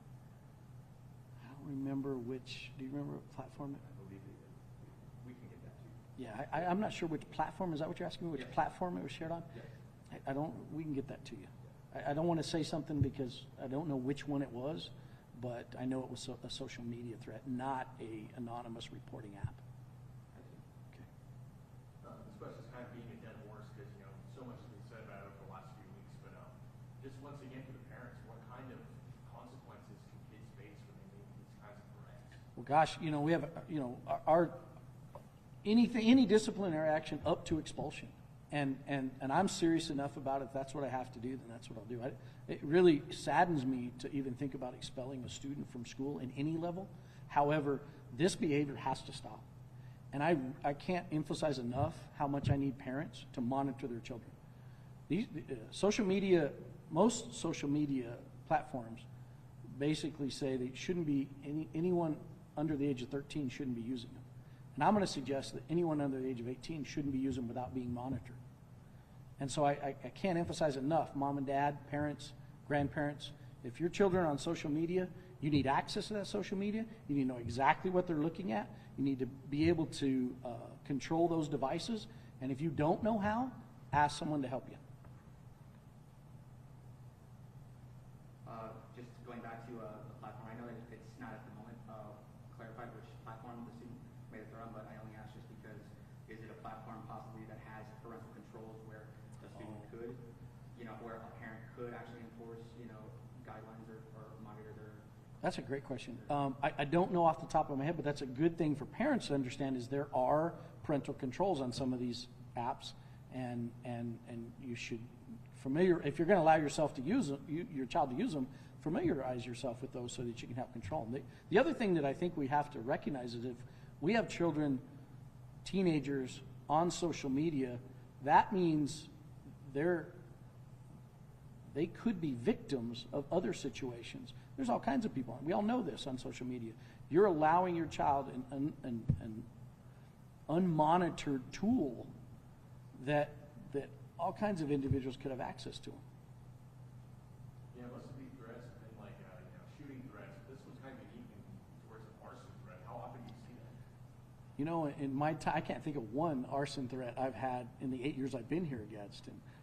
But at the end of the day, any threat we're going to take seriously, and we're going to, again, partner with law enforcement to try to figure out who's responsible for it, and again, hold them accountable to it. How severe are the charges that you guys are going to press? How severe of a penalty would they be for the student? Keep in mind the charges will be determined by law enforcement. So that's a factor I can't control. The discipline matrix that we have at school could include discipline of out-of-school suspension all the way up to expulsion. And it is very likely I'll be moving towards expulsion.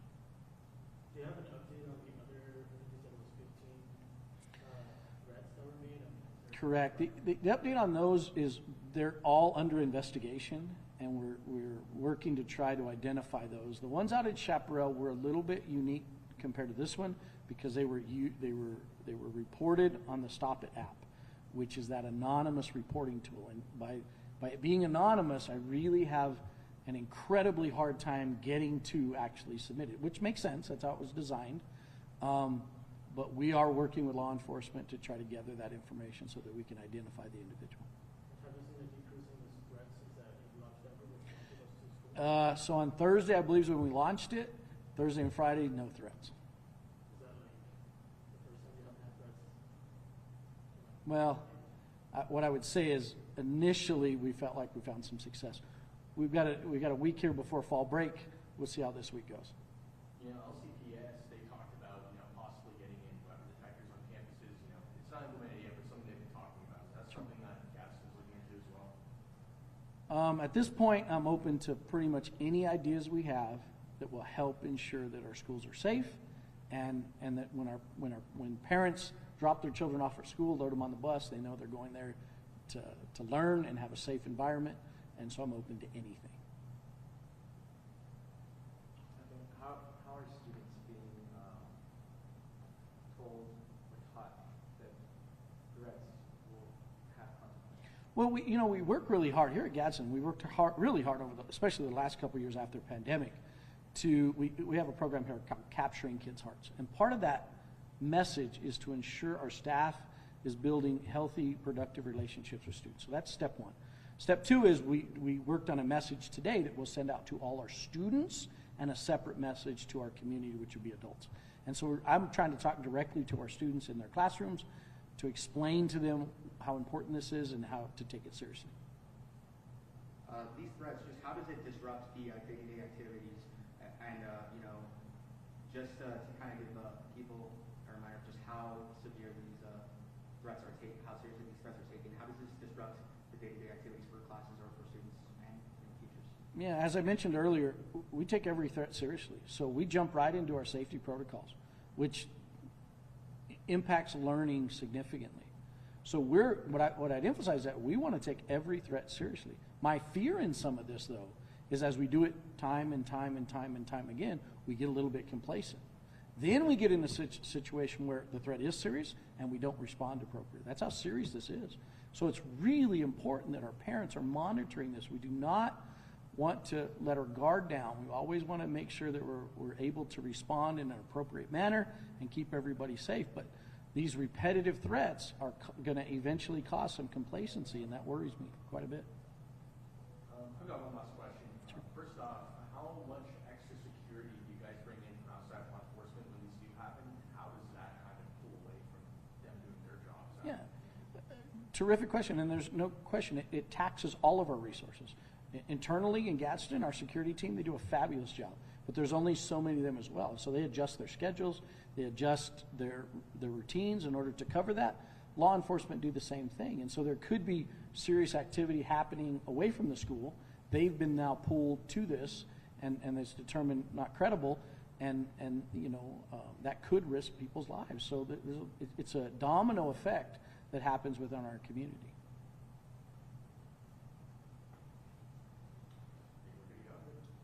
Everybody good? All right. Thank you, guys. Oh. I don't know if I missed this, but what, did you say that, I think the press release said it was a currency, was it a currency at sanitary elementary school? That's correct. And you said, no one's been charged yet, or taken into custody, you plan to do that, but that hasn't happened yet. That hasn't happened at this point, and it would be up to law enforcement to actually do that. Thank you. Thank you, sir. Yeah, I forgot to recognize we have people online participate, which is kind of a neat way to do things too. Yeah. All right, there's that. There's that. Thank you, gentlemen. Yes, sir.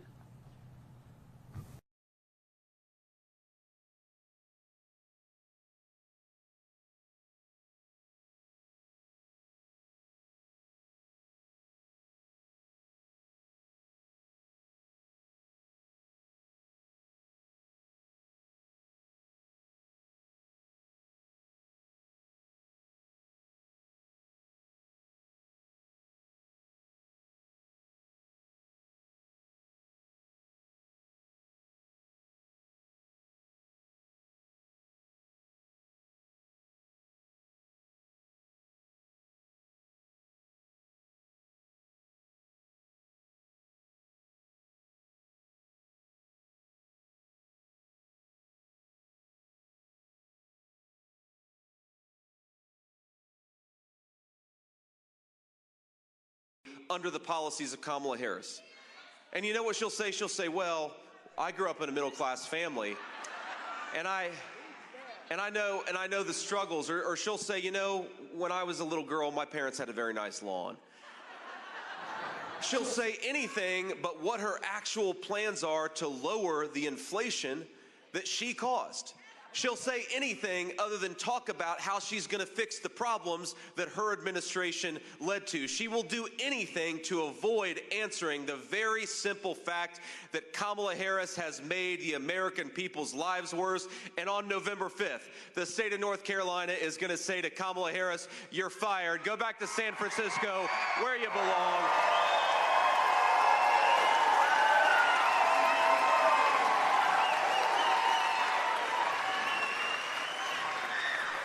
Now, let's just go through the ways in which Kamala Harris has made the lives of North Carolinians worse off. You know that it costs over $1,000 more per month to afford the same things that you would have afforded 3.5 years ago. That's more than $12,000 a year just to afford the same quality of life as when Donald Trump was president. Now, that's not it, of course, because everything has become more expensive under the policies of Kamala Harris. She casts the tie-breaking vote on almost $4 trillion of wasteful spending, where she taxed money from the American taxpayer, sent it off to China and to foreign regimes all over the world, printed money we didn't have to give it to other people, and now the American families can't afford basic middle-class necessities. You go to a grocery store, the price of eggs when Donald Trump left office was about $1.50 a dozen. The price of eggs, the average now, is close to $4 a dozen, thanks to the policies of Kamala Harris. And I'll tell you, I know this very personally because my kids, we got a 7-year-old, a 4-year-old, and a 2-year-old, and they eat a whole lot of eggs every morning. So I feel it as much as anybody. I see it as much as anybody because we are, you know, it takes a lot of food to feed 3 hungry kids. Now, we took our boys, actually, I'll tell you a story. We took our boys with us on the campaign trail just a couple of days ago when we were in Pennsylvania. And we went to a Hispanic grocery store in Reading, Pennsylvania, and my 2 boys came along with me. And it illustrates how, you know, sometimes kids, their personalities are just inborn, you know? Because we took our 7-year-old boy and our 4-year-old boy, and we go to this grocery store, and I was so proud of my 4-year-old because he set a goal for himself that he was going to do 100 reading lessons with his mama, and he actually accomplished that goal last Saturday. So we're very proud of our 4-year-old. Give him a round of applause. So I say, boys, you can come on the campaign trail with me, and we're going to get you anything you want at this grocery store. And of course, the 4-year-old wants a candy bar, but the 7-year-old, I'm literally talking on camera about the price of eggs and the price of groceries in this grocery store. And my 7-year-old's like, Dad, we need to get a dozen eggs. And I'm like, son, when I said you could get anything, I meant like a Snickers bar or an ice cream. And he's like, no, Dad, you cooked the last 3 eggs this morning. If we don't get eggs, we're not going to have any more eggs. And the 7-year-old, he's got his mama's personality. Very practical, worried about whether we have enough eggs. And right now, all across our country, we've got a lot of families that are cutting back because of Kamala Harris's war on affordability in this country. And Donald Trump and I believe in a very simple principle, my friends. We believe that if you work hard and play by the rules, you ought to be able to afford a nice life for your American family. It's that simple.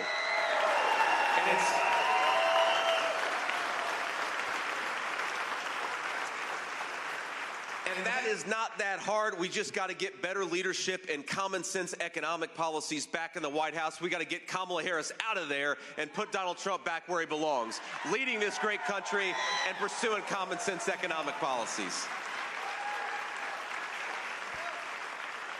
Now, let's just tick through a few more things. Gas prices are up over 30% thanks to Kamala Harris's policies.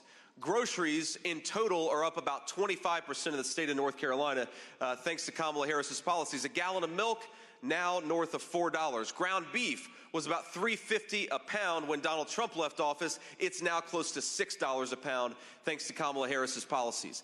My friends, we could do so much better.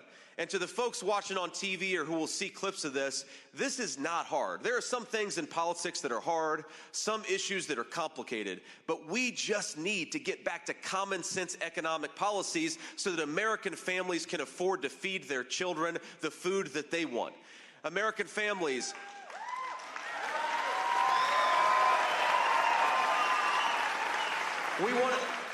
we want American families to be able to afford to buy a home again. Think about this. The American dream, it means different things to different people. To me, it always meant becoming a good husband and a good father. But to a lot of families out there, the American dream doesn't exist without home ownership. People want to own a stake in this country that all of us love. Well, thanks to Kamala Harris's policies, housing is 56% more expensive than it was just 3 years ago. Now, I know a lot of us know young Americans, young families, our kids, our grandkids, and we just want them to be able to afford that American dream of homeownership. But thanks to Kamala Harris, it's not happening. And we got to remember, it's not just because Kamala Harris cast that tie-breaking vote on trillions of dollars in new spending. It's also because Kamala Harris let 25 million illegal aliens into this country. And as much as the media doesn't like to talk about this, when you let in 25 million people into your country that shouldn't be here, and you have them compete against Americans for scarce homes, that drives housing through the roof, and that's exactly what we've seen. This border invasion has made homeownership unaffordable for the majority of American families. And I happen to believe that we ought to have a president who says American homes go to American citizens, not to foreigners who don't even deserve to be in this country in the first place.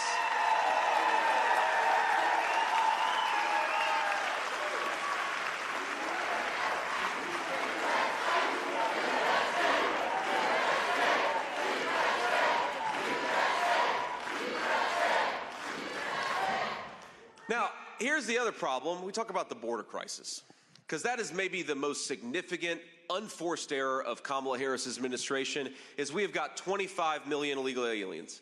Now, you know what kind of stress that puts on the municipal budget of Charlotte? You know how hard it is to afford to provide housing and health care for your citizens when Kamala Harris lets in millions upon millions of people who shouldn't even be here. And that is exactly what she has done. Thanks to Kamala Harris's policies, you've got a lot of American families and a lot of American cities that can't afford to provide basic necessities to their citizens. But it's also just a huge problem for crime and public safety. Now, a lot of you know my personal story. A lot of you know that I grew up in a working class family and I was raised by my grandmother. I called her Mamaw. Like a lot of Appalachian people, I called my grandmother Mamaw. And by the way, let's give a shout out to all the great grandparents in the room right now who are helping take care of kids. We love you.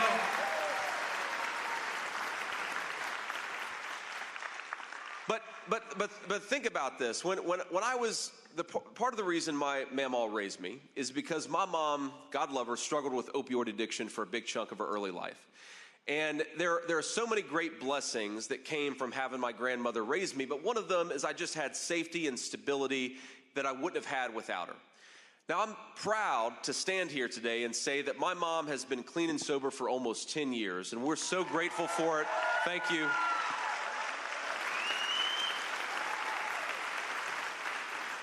And for those of you who are struggling with addiction, or those of you who have families struggling with addiction, there really is hope in recovery.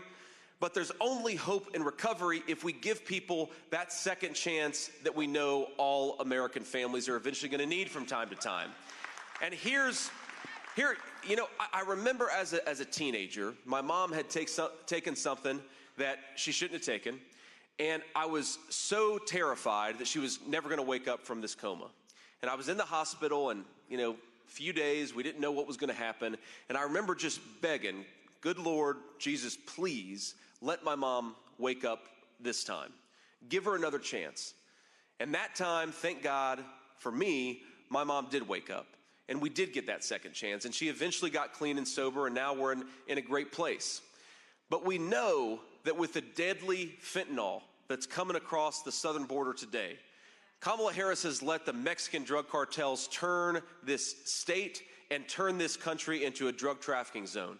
I really believe that if the poison Kamala Harris lets come over the border in 2024 was coming over 10 years ago, that we wouldn't have got that second chance with my mother. And so we say to Kamala Harris, to every illegal alien, to every person who has contributed to this border crisis, we need a president that's going to go to war with the Mexican drug cartels, not invite them to do business in this country. And that's why we're going to make Donald Trump the next president of the United States.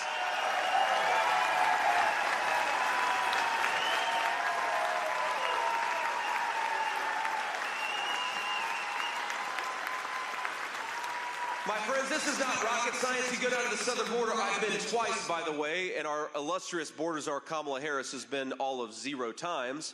You go down to the southern border, and they'll tell you, we just want to do our jobs. We want a president who allows us to enforce the border to keep this country that all of us love safe. We just want Donald Trump. We want Donald Trump because he's going to make it possible for us to enforce the border. We want Donald Trump because he's going to make it possible for us to keep these drugs out of our country. And we want somebody who says to law enforcement, we've got your back, instead of trying to tear us down. That is what we get with the President Donald Trump, and that's why we got to put him back in the Oval Office.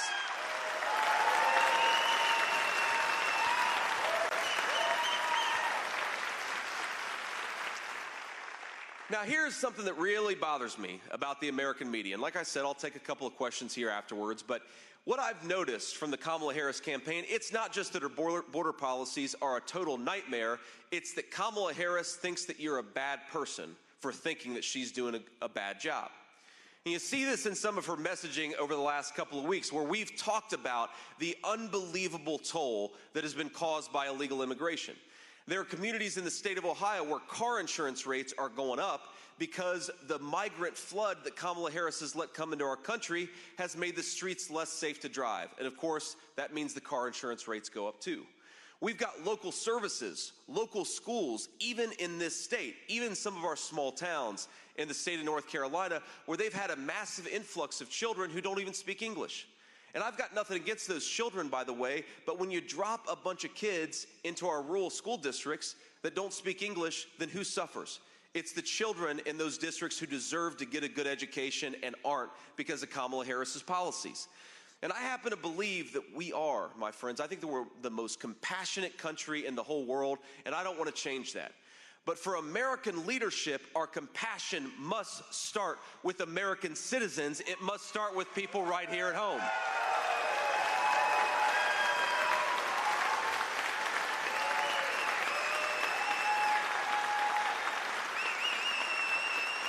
And you know, Kamala Harris, she doesn't want to debate that. She doesn't want to debate the costs of the migrant invasion. She doesn't want to debate these issues. She'd rather censor you. And the main tool of censorship under today's Democratic Party, under Kamala Harris's leadership, is to call all the people who are complaining about this migration problem a racist. Even though, by the way, many of the people who are complaining about her open border come from every walk of life and every skin color in our country. Well, I think we should send a message to Kamala Harris, and we ought to stand up for the hardworking Americans who are mad about the border because it's made their communities less safe and it's made their lives less affordable.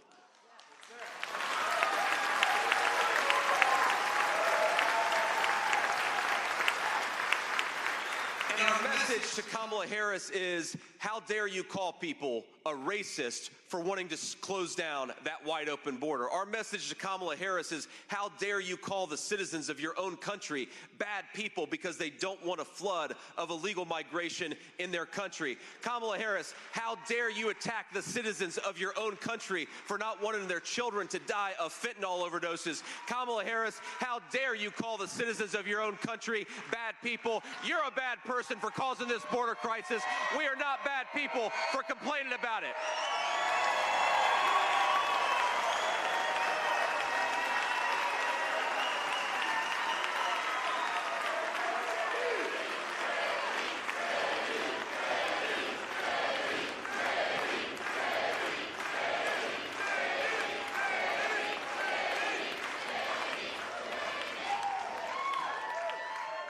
Let me just talk about one final issue, my friends, and then we'll take some questions from reporters. You know, a lot of this stuff is, like I said, it's not always easy. Politics is not always wave a magic wand and make these problems go away. But the affordability crisis, because Kamala Harris refuses to answer the question of what she would do to lower the price of groceries and housing, of food and everything else for American citizens, Donald Trump and I have a very, very simple answer, and it starts with energy. It starts with a very simple principle: drill, baby, drill. You want to lower Americans' prices. Because here's what Kamala Harris has done. In the name of environmental policy, and of course we all believe in clean air and water. We want our children to grow up in this beautiful country that is clean of environmental toxins. But what she has done is, in the name of environmental policy, she has encouraged the offshoring. She's encouraged us to ship all of our energy and manufacturing jobs to China, which is, by the way, the dirtiest economy in the history of the world. If you care about energy and you care about the environment and you want a clean environment, but also if you just want American jobs, unleash the American energy sector, unleash the American energy worker. Stop shipping this stuff overseas. We got plenty of it right here at home. Let's get it from our own territory with our own workers.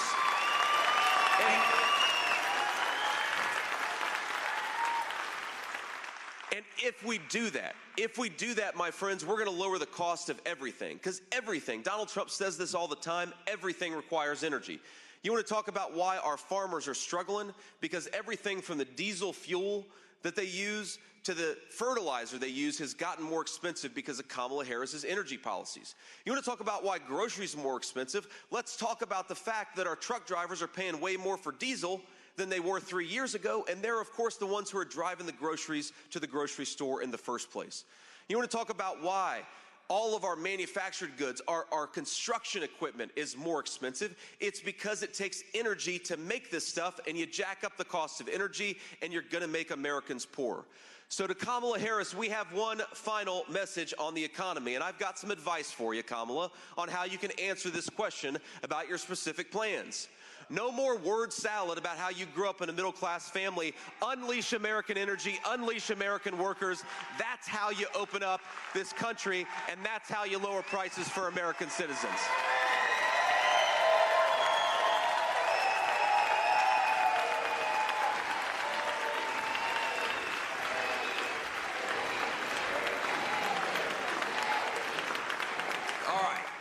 So I'm going to take some questions in just a second, but I want you, especially now while everybody's standing up here, I want you to take out your phones, and we're going to ask every single one of you to play your part. Because look, we're never going to have the biased media on our side, and we're never going to have, Kamala Harris lies about Donald Trump every single day and twice on Sunday.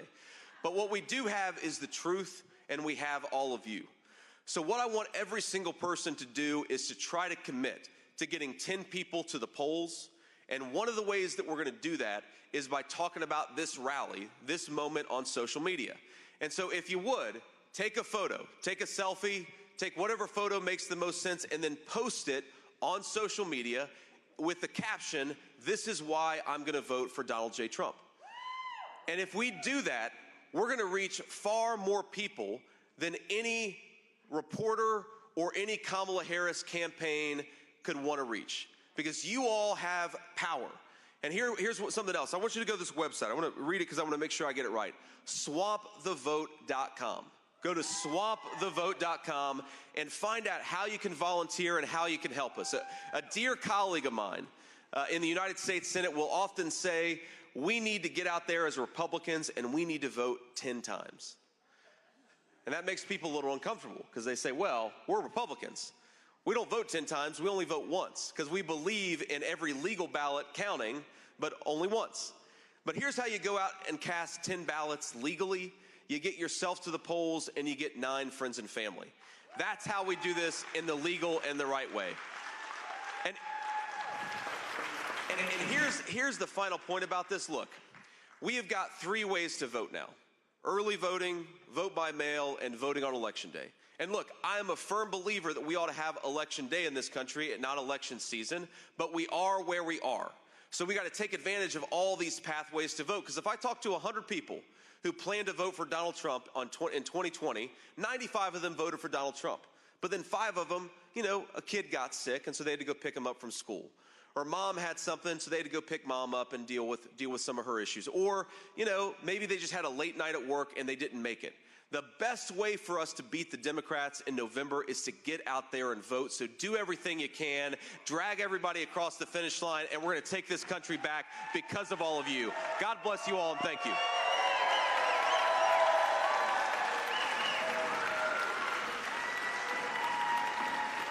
So,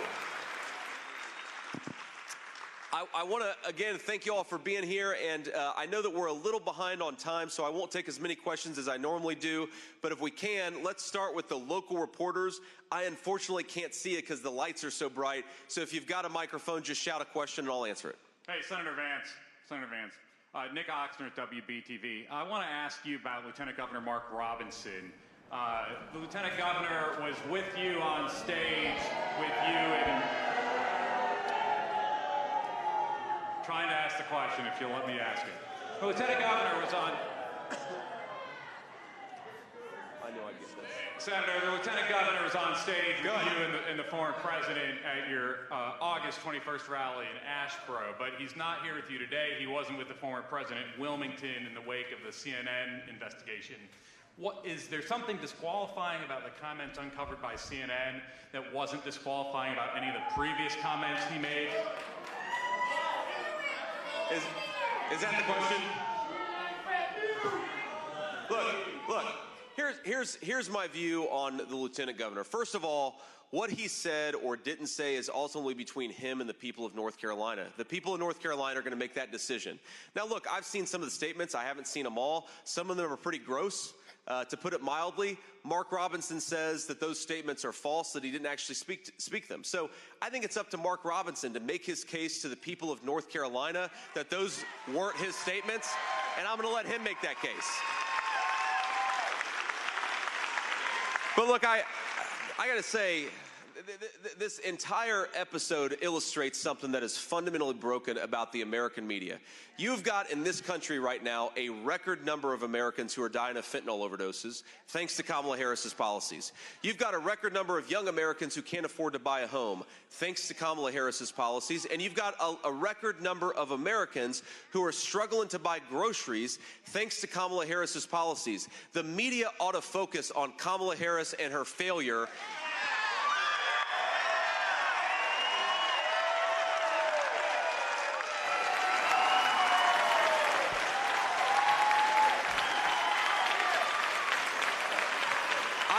More interested in pursuing policies that correct the problems of Kamala Harris. A sex scandal in North Carolina is between the Lieutenant Governor and the people of North Carolina. They're going to make their decision, and we support them.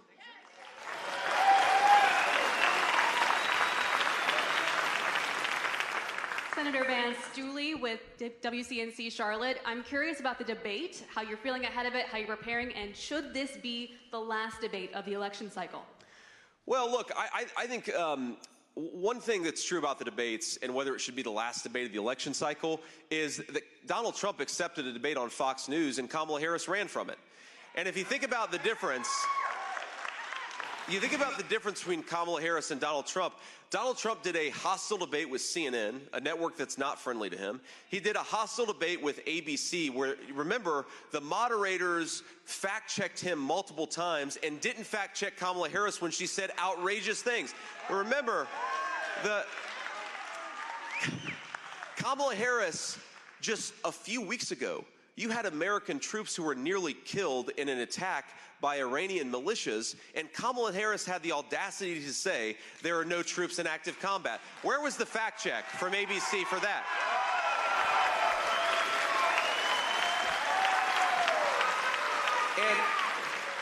And look, if Kamala Harris wants to go on Fox News or wants to do some hostile interviews, we welcome her to do that.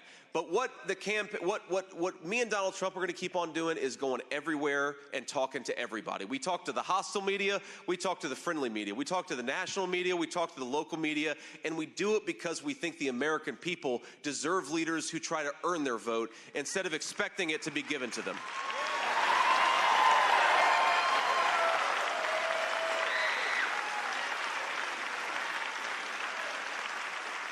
Next one. Senator Vance, thank you so much for answering questions. I am Thanks. Casey Jones with WCCB. I want to ask you, you're talking about hostility, so looking at how things are going in Springfield, Ohio right now, where you made claims that Haitian migrants were eating pets that have since been debunked, there are threats to the community, things are hostile. Knowing that America's so divided right now, would you change anything about the way you spread those now debunked false claims? Well, what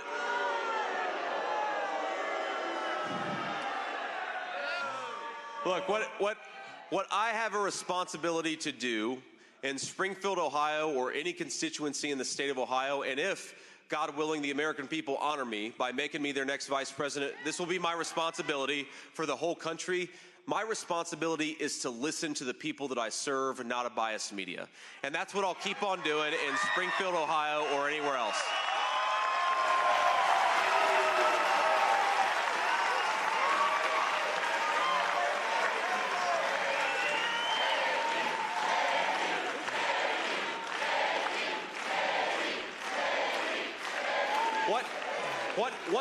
One thing I've learned, and I really do think it's a difference between me and President Trump and the Kamala Harris campaign, is that we listen to people and we try to understand where they're coming from.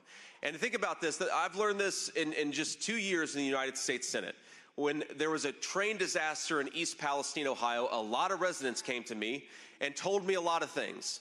And some of those things it ended up being not totally true. They were based on rumors. But most of those things ended up being based on reality. And they were treated like enemies by the American media for daring to complain about what's going on in their country. And I'll tell you, I promise that as your next vice president, to the American people, to the people of this great state of North Carolina, I will always listen to you. Even when the media attacks me, I will listen to you about what's going on in your communities, because that's what a leader ought to do.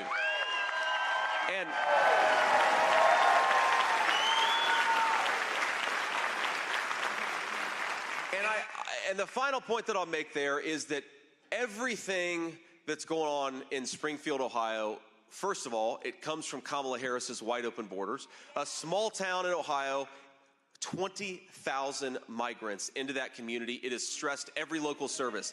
I wish the American media was half as interested in the stress on the local schools, the stress on the hospitals, and unaffordable housing as they are in debunking a story that comes from the residents of Springfield.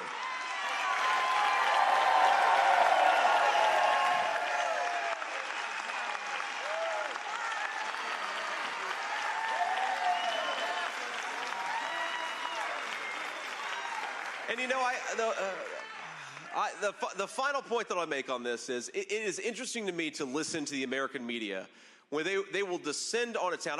I've had constituent inbound from inquiries from Springfield, Ohio, just in the last couple of weeks, where, you know what they'll say to us? They'll say, hey, this thing's going on in our community. Could you help us investigate it? But please don't put my name out there publicly, because every person who speaks up has 15 news media reporters show up at their doorstep. And to all of the reporters who are listening to these words, whether they're national reporters or local reporters, did you ever think about listening to people instead of harassing them? Did you ever think about telling the truth instead of accepting the word? Did you ever think about listening to people speak their truth instead of listening to some bureaucrat and assuming that everything that they tell you is true?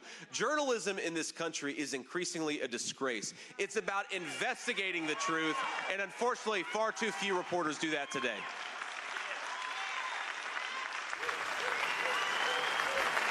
Next question. Senator Vance, Yeah. thank you for taking our question. This is Kelly Kendall from WXII. You just called North Carolina a second home to you, but you also said that you want to leave this situation between voters and Mark Robinson. So I just want to give you one more chance here. Will you continue to support Mark Robinson in this campaign? Look, I'll continue to support the people of North Carolina. That's what my job is as their next vice president. It's not to tell them.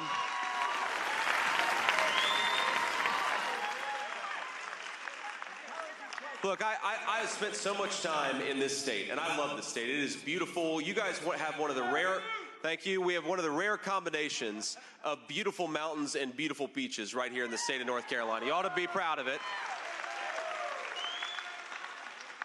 I joke with my wife that Ohio also has mountains and beaches, and she says, well, the hills of southeastern Ohio don't count, and Lake Erie doesn't count as a beach. So you guys kind of have us beat on the beach front. But look, the people of North Carolina, when I'm here, and this is the second event I've done today, you know what I hear about?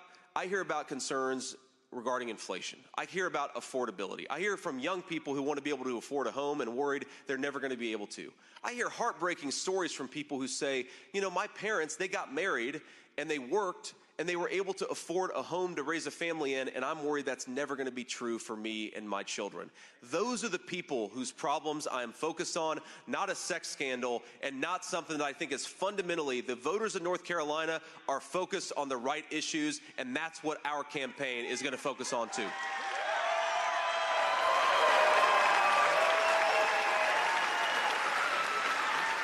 All right. And let's do one more question before we hit the road. Hi, Senator Kit Maher. I just want to clear up, does a Trump campaign still endorse Mark Robinson? And number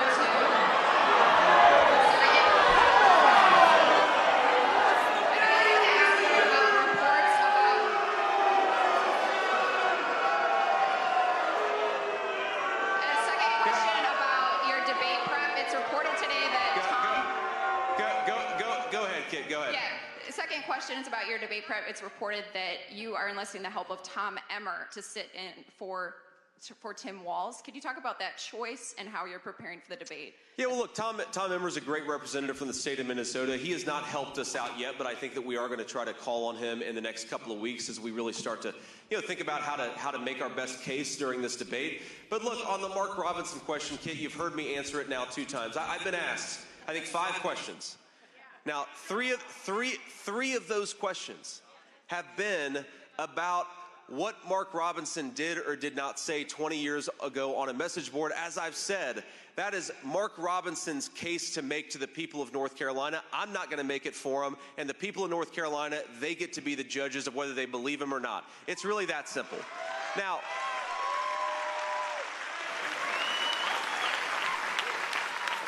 but I really cannot believe that the American media is so much more focused on this than on the struggles of their fellow citizens. What happened?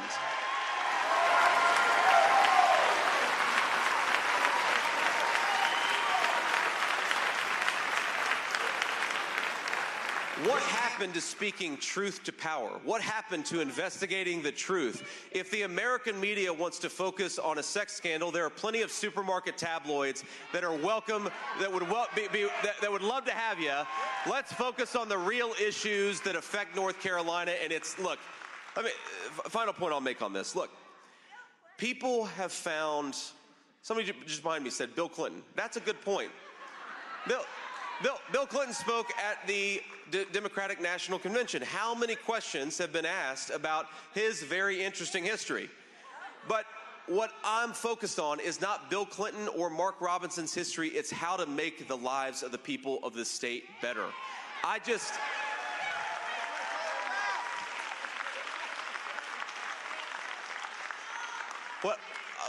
One thing I wish that I could do for every single person in this room, even the journalists, is I wish that I could take you on our campaign plane and give you the perspective that I've gotten of this country in the past 7 weeks. This is the coolest, other than being a wife to this beautiful lady here and a father to our 3 kids, the greatest honor of my life has been running for this office of Vice President of the United States. And I'll tell you, you see this country through an incredible perspective when you run to be its next vice president. I mean, from the beautiful deserts of Arizona to the mountains of Western North Carolina, I believe that we have the most beautiful country in the world, and we ought to be proud of it. I believe we've got natural resources that the Chinese and the Russians would literally kill for. We have an incredible, bountiful land in addition to having the most beautiful country in the world.